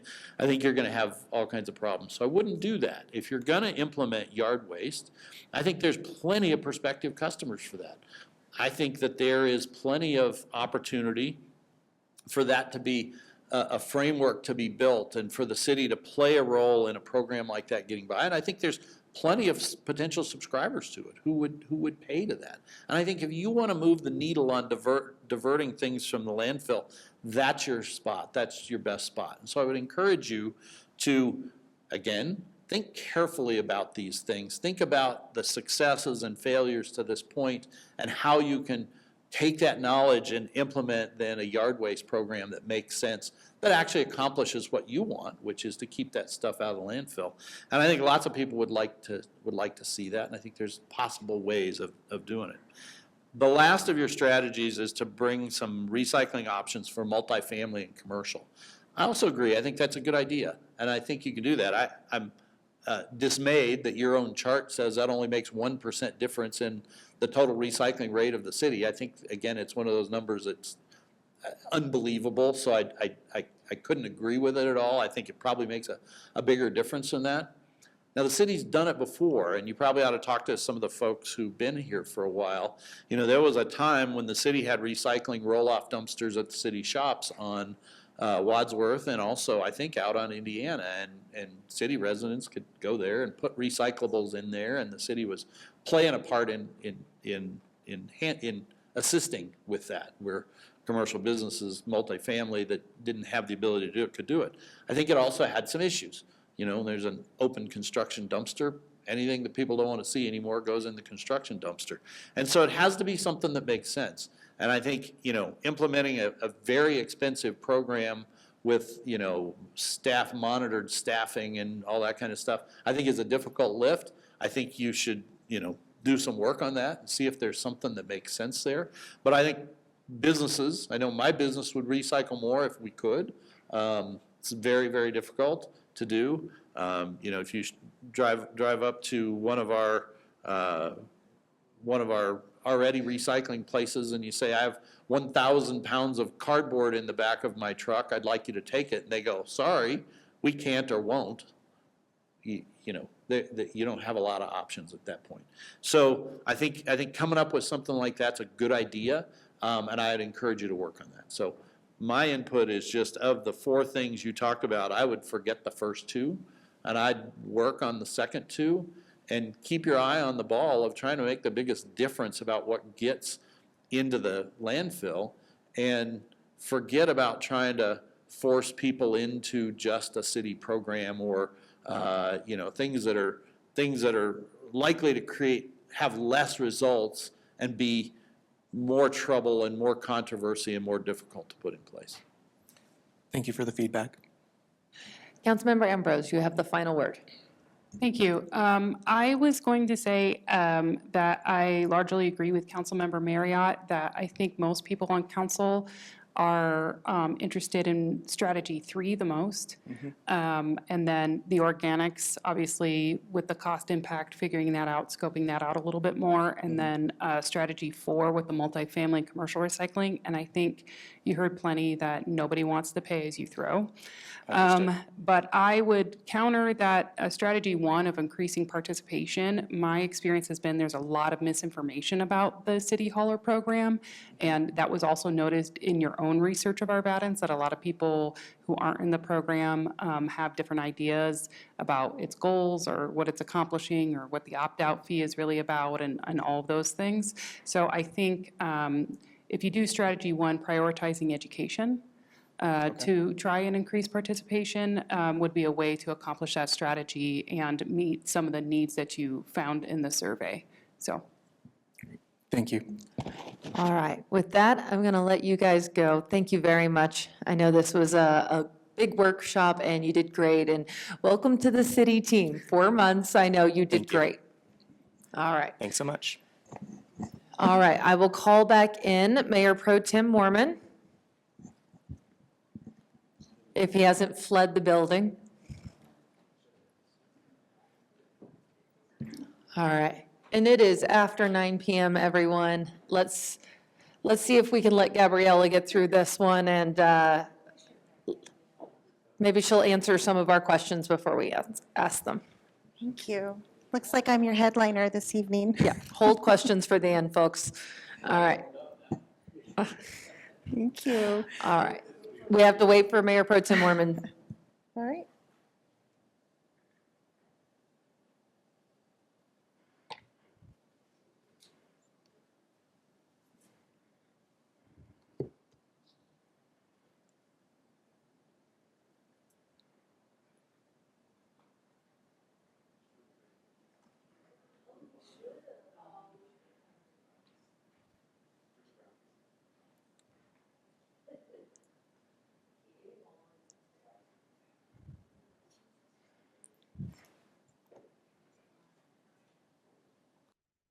All right, Ms. Balmer, in Thank record you. time, speak fast. Yeah. You can do this. I'm here to provide you with some details today on our recommended updates for the 2026 pay plan.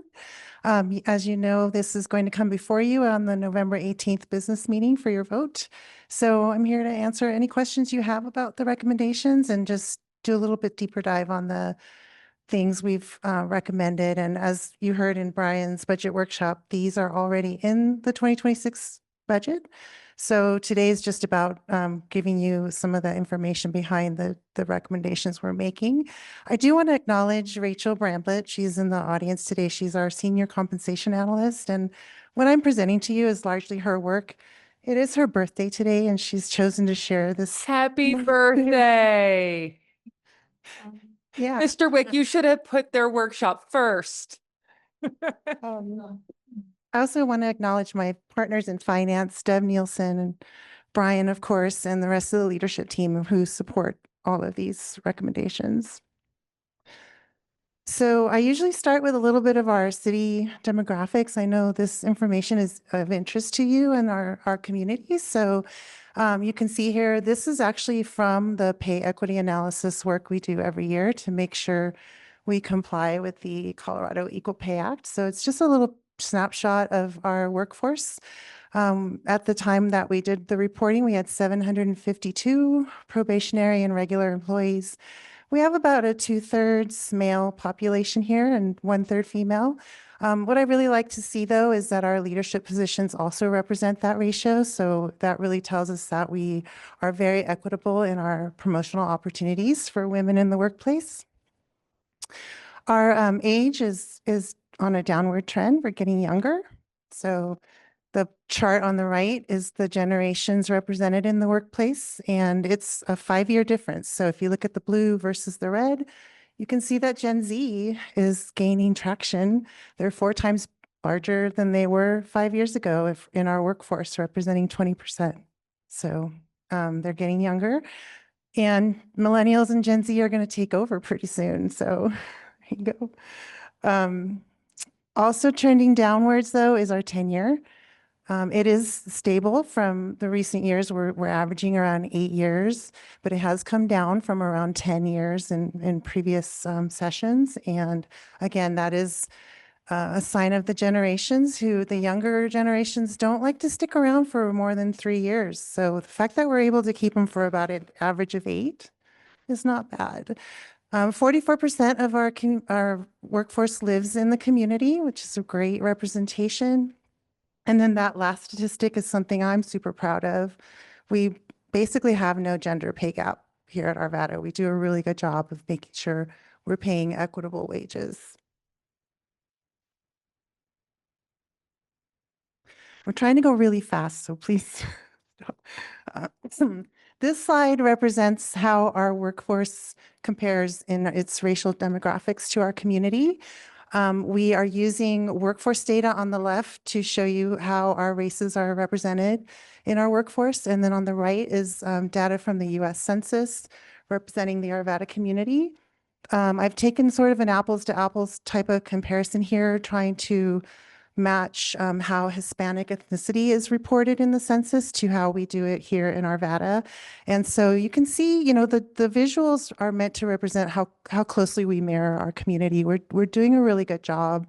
We do see some differences, but no glaring discrepancies in how our workforce represents our community. From an age perspective, we're a little bit older. And that's, I think that's because we don't employ children. Basically, everyone is 18 or older. And then we are, of course, our gender, we are a little bit skewed in the male category. We do have, a lot of jobs at the city that are historically male dominated. So that explains a little bit of that. All right. So our pay plan is what I'm here to really talk about tonight, and it's all aligned to your City Council strategic plan under the Organizational Service and Effectiveness Work System. We strive to foster an employer of choice work environment that attracts and retains highly engaged employees, and we have a total rewards philosophy that really guides all of the things we do. So we try to be an employer of choice in the Colorado Front Range and attract and retain our high-performing workforce. We want them to choose to be here, choose to stay here, and we do that by offering a competitive compensation and benefits package that is market-driven, but also fiscally responsible. We don't want to create unsustainable rewards, so we do balance that against what the city is able to budget.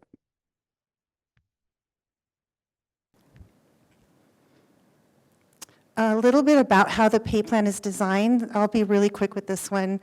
It's a grade and step system. Grades define the salary range for a job, and then steps define how employees move along those ranges. So when we adjust ranges every year, we call those salary range adjustments. Those are market-driven adjustments to keep our ranges competitive with how the market has moved. And employees do receive those adjustments in January. And then steps are their individual performance increases. So they get those on their anniversary date. So most of our team members have an opportunity to see 2 different salary adjustments in a year. Next, I'm moving on to all of the data that we collect every year to make our recommendations. We collect data on the external employment environment, and then we also look internally to what's going on in the organization. So some of the key data that we collect here is unemployment, of course. We want to see what's going on in the unemployment space. It's a great indicator of how the economy is doing. And Arvada is doing fairly well. We compare very favorably to Colorado and the nation. This is as of July, so we are aware that there have been some shifts recently. We're keeping track of the cities that are reporting hiring freezes and layoffs, not necessarily yet represented in reporting. Reporting is stalled currently because of the government shutdown. So reporting won't show these shifts right away. So we're very mindful of that in our recommendations, trying not to go too far or too aggressive with our movement, knowing that things may shift in the future.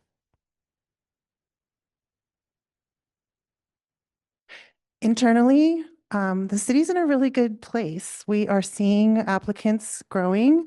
Vacancy rate is 6%, a little higher than I like, but a lot of that has to do with difficulty finding some of those more challenging jobs like our police sworn, and we have a lot of vacancies there, but the good news is they have 20 plus recruits in the academy right now, so we're hoping to see a lot of success there.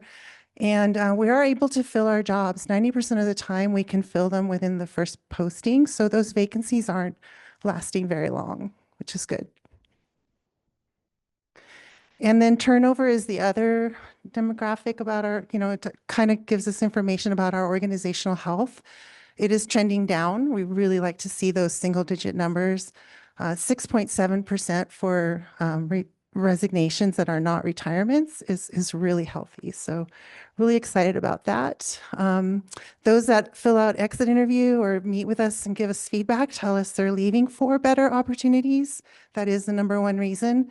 And that means everything from a promotion to a better work schedule or closer to home, things like that. So retirement and relocation out of state round up the top 3 reasons people leave. What I really like to see here is an absence of things like, I don't like the work environment or I don't like my manager. Those are hardly ever reasons that rise to the top.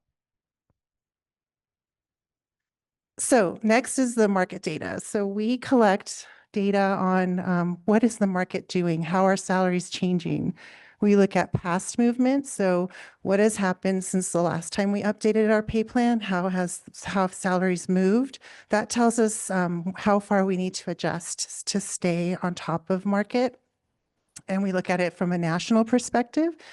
And we look at it through local salary surveys produced by associations like Colorado Municipal League and Employers Council.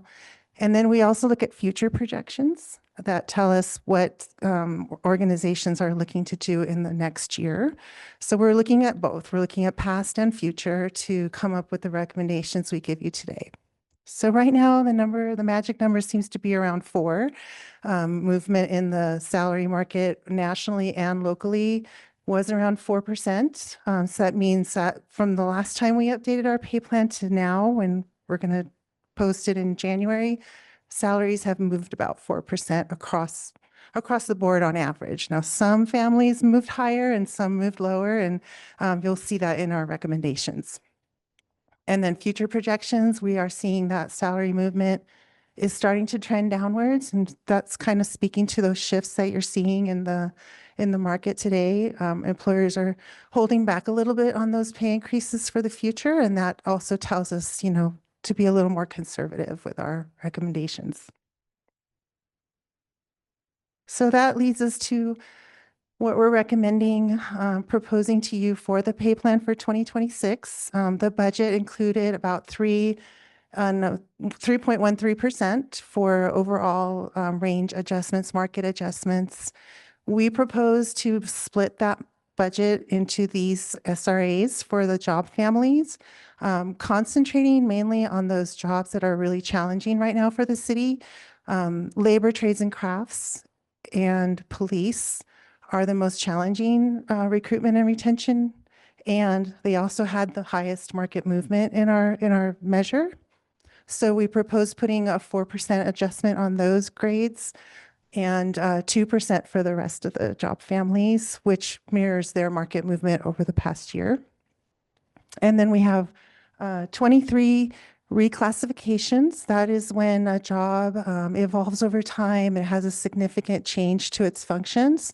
For example, an independent or an individual contributor may become a supervisor of 10 people, and that's pretty significant shift in their responsibility, and that usually comes with a different market value. So reassign the grade to a more appropriate level, and there's 23 of those this year, which are in your packet listed. And then step increases, as I mentioned earlier, those are individual performance increases for employees. We have 71% of our employees who are eligible, and they would receive anywhere between, most of them are going to get around 2 to 3% in a step increase. Our officers get a little bit more because they have shorter condensed steps, so their increases are larger. And then we have 6 new positions that were added. So we've included those here, and then 7 that were limited funding that got extended through the budget process. I'm record time here. Here is the budget impact. 5.8% overall is the impact to payroll. That includes 2.9 for those salary range adjustments and 0.25% for those reclassifications. Our step increases are another 1.8% and a little under 1% for new positions. And as I mentioned earlier, all of these are included in the budget and sustainable through the 10-year model. So we do ask for your support and recommend approval of the pay plan so we can get it into the system. Everything in Workday takes a little longer right now. We hope in the future it'll be quicker. But with your approval, we will get these implemented for the January 1 pay plan. That's questions. Mayor Pro Tem Mormon. Thank you. I'm back. Hi. My question on specifically the police officers. So the 7.25% step increase, how many officers will get that this year? It's about 50%, you think, 50%. Okay, great. And then plus the 4%, then they would be getting 11% increase. Do I have that right? Yes. Okay, great. Thank you. Councilmember Pfeiffer. Well, the 44% of employees that live in Arvada, that's gone down, hasn't it? It's actually it was 40% about 2 years ago, so it's gone up a little. Do you know what it was for the last 10 years? And I'm going to say 10 years ago, I was probably saying 50%. Okay. So about half, and so it has gone down. I was curious if that's because of our housing pricing and stuff. It's possible, yeah. And then can you remind me how much their benefits are going to go up for healthcare? Yes, they are not going up a flat percentage overall. It's overall the city is seeing a 20% increase to our healthcare, and we're using a tiered approach. So based on, it's anywhere from 5 to 10% that employees will experience. The dollar figures are like between $4 a paycheck and $23 a paycheck, and that's depending on their coverage level. So if they have the family coverage versus single coverage, it'll be different. So the percentage we probably should stay away from. It's more about the dollar amount that's going up. It's more impactful to say, I think to a person, $23 a paycheck makes more understanding of the hit to their bottom line than 10%. Yeah, it's just more impactful for the maybe the lower pay grade positions I worry about. Yeah. So thanks for sharing that. Sure. And we did use a portion of our reserves to cushion that blow for them. The city, is really lucky to have that reserve. It's really healthy, and with Brian's partnership, we were able to make that happen. Councilmember Marriott. I have a question, Gabrielle, for you or possibly Mr. Archer. I see that the total impact that the pay plan has to the city is about a $4.5 million increase in expenditures. Obviously, some of that are people who work within enterprise funds, and some of them don't. Do you have any idea what the split of that might be if you took enterprise funds versus non-enterprise funds? Yeah, I'm going to phone my friend here. Brian, any thoughts? I take a wild guess at it.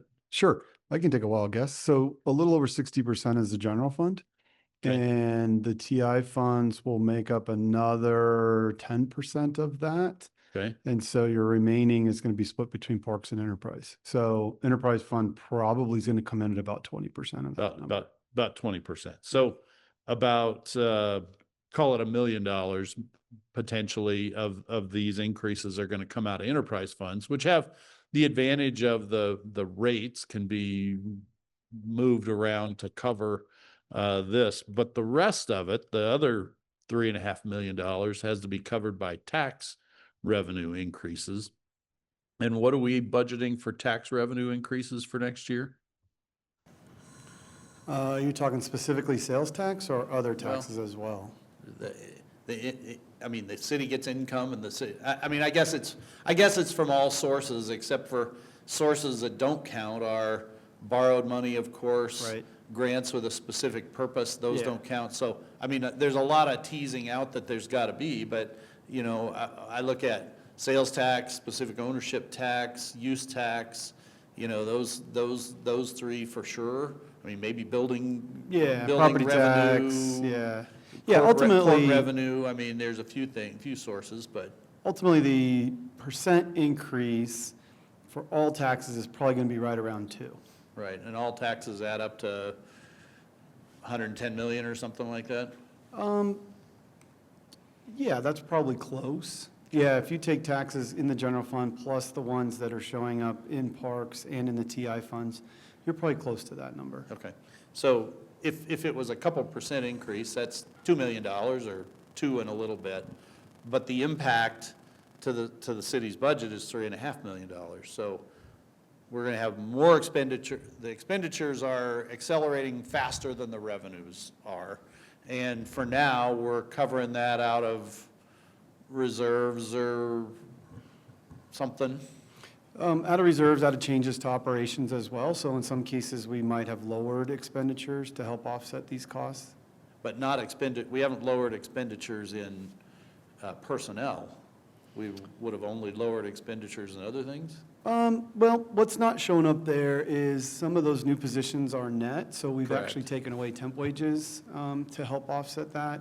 In some cases, we gave up other positions. So your 4.5 million is a total number. It's not a net number. Okay. But it wouldn't change the point you're trying to make too much. Right, okay. So I think the point I'm trying to make is that for this year, and I believe this is probably the second year in a row now in my 12 years on council, the city's net position is negative.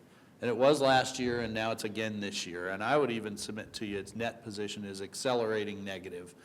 And in my business, if I were in a net negative position, I would take action and I would take it swiftly and decisively, because the sooner and more decisively you do things, the quicker you can change that. Now, I realize government is different.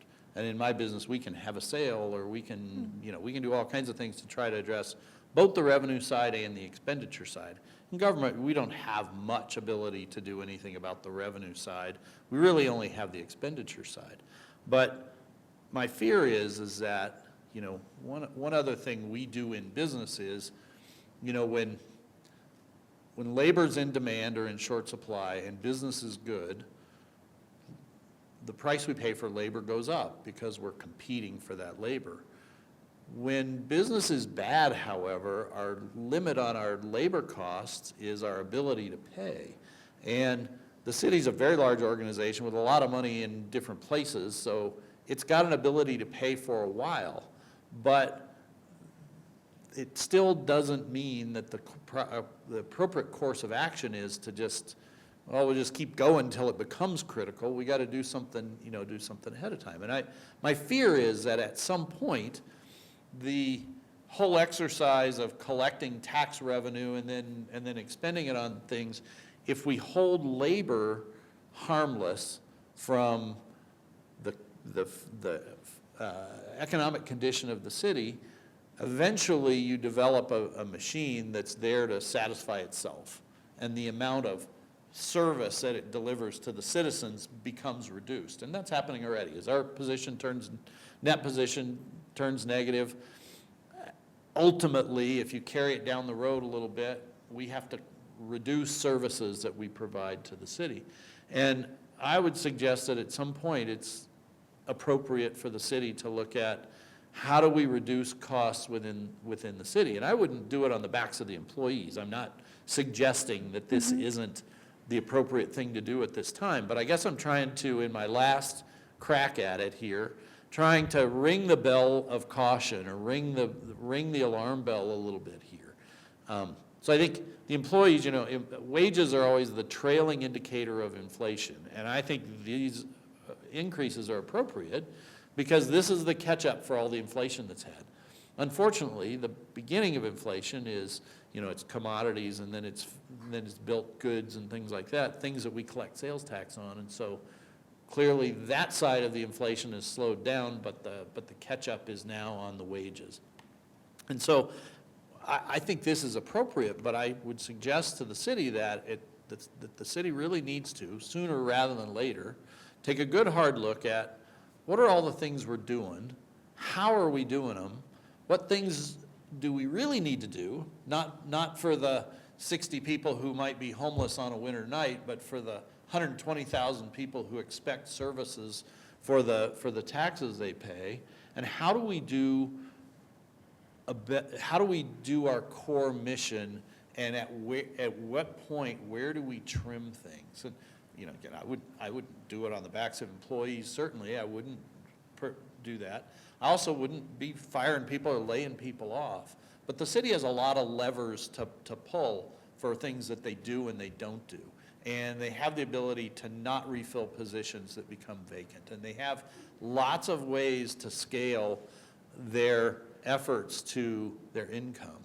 And to my view, so far, we haven't done any of that. So far, in now the second budget cycle where we've turned into a negative position, a net negative position, we're riding on that negative position and looking at it and thinking about it, but not really taking any action. And my hope would be that as the city goes forward over the next couple years, that it carefully scrutinize this kind of position the city's in, and that action gets taken as decisively as possible, and also as soon as possible, recognizing that a city is not the same as a business and doesn't have the same abilities to do that. But I think this pay plan is a perfect indicator of exactly what's going on. When the inflation in wages is greater than the increase in tax revenue.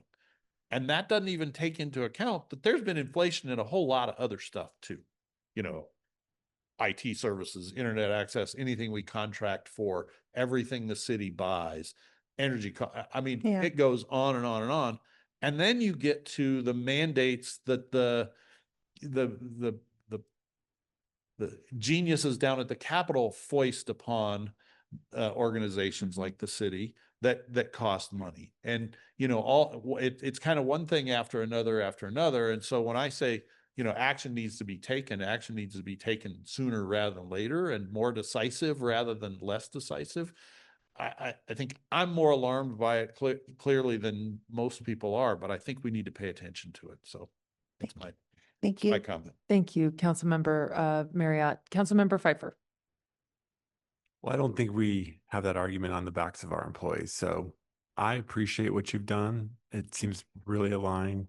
I think the good part about taking your I think you were talking about like temporary savings and so forth, that completely makes sense. I think sometimes, like before I went into government, you know, we have contracted staff or augmented staff that's helping us through. And if times really get as desperate as John is saying, those would be the first contracts cut. So I would say we don't have this kind of conversation on the backs of the employee, but you don't need to be pulled into that. At the end of the day, I agree with where you're going with it. It makes complete sense. I'm happy to see that the trades and so forth, we're getting a little bit more bump. And at the end of the day, some are going to feel the impact of the health benefit changes and some may not. And we got to keep that in mind when we think about it. And lastly, we also have to understand that the environment we live in here in Arvada is not inducive to having our employees stay here and commute very close. So there's so many other impacts that we have to be considerate of. So I think every year you do a great job. And Thank if you. I had all the money in the world, I would give you more. Me too. Councilmember Davis. Thank you for this, and I too agree. We are not going to do this on the backs of our employees. I retired from my last position because the employer decided to save money on the backs of the employees, and it was the right thing for me to do. The city is growing, our infrastructure is aging. We need to keep our historic knowledge, couple that with the new knowledge of technology and such, and work together to keep Arvada vibrant and sustainable and relevant. And the best way we can do that is to be responsible to the taxpayers and be strategic in our projects as we move forward, knowing what we need to do and what is nice to have. And maybe we carve out the nice to have things to keep up with our core responsibilities to our taxpayers and our ratepayers, and also to avoid any kind of untoward actions towards our employees. What is the city but us, the employees, you, the employees? I'm happy with where you're going with this, but yeah, into the future, this council has to think about wants versus nice to have, needs versus nice to haves. And we've done some things that we're hoping will move other agencies into the future. But I want to make sure that sometimes when we make those decisions, they don't come back to a shortfall that makes us make decisions that are even more unpalatable. So thank you for all that you're doing. Thank you, Mr. Archer, for digging into some reserves and making sure that we are the best employer and not an employer where employees are not confident that they're going to walk in the door the next day and be asked to take furlough, or even worse, that they will be laid off. So I applaud everything that is being done. So thank you so very much. Thank you. With that, I will echo the sentiments of my colleagues. You always do a great job every year, Ms. Balmer. Thank you to you and your team. Happy birthday again. We really appreciate you staying until nearly 10 o'clock on your birthday at City Hall. You probably could have found a more exciting thing to do, I'm not going to lie.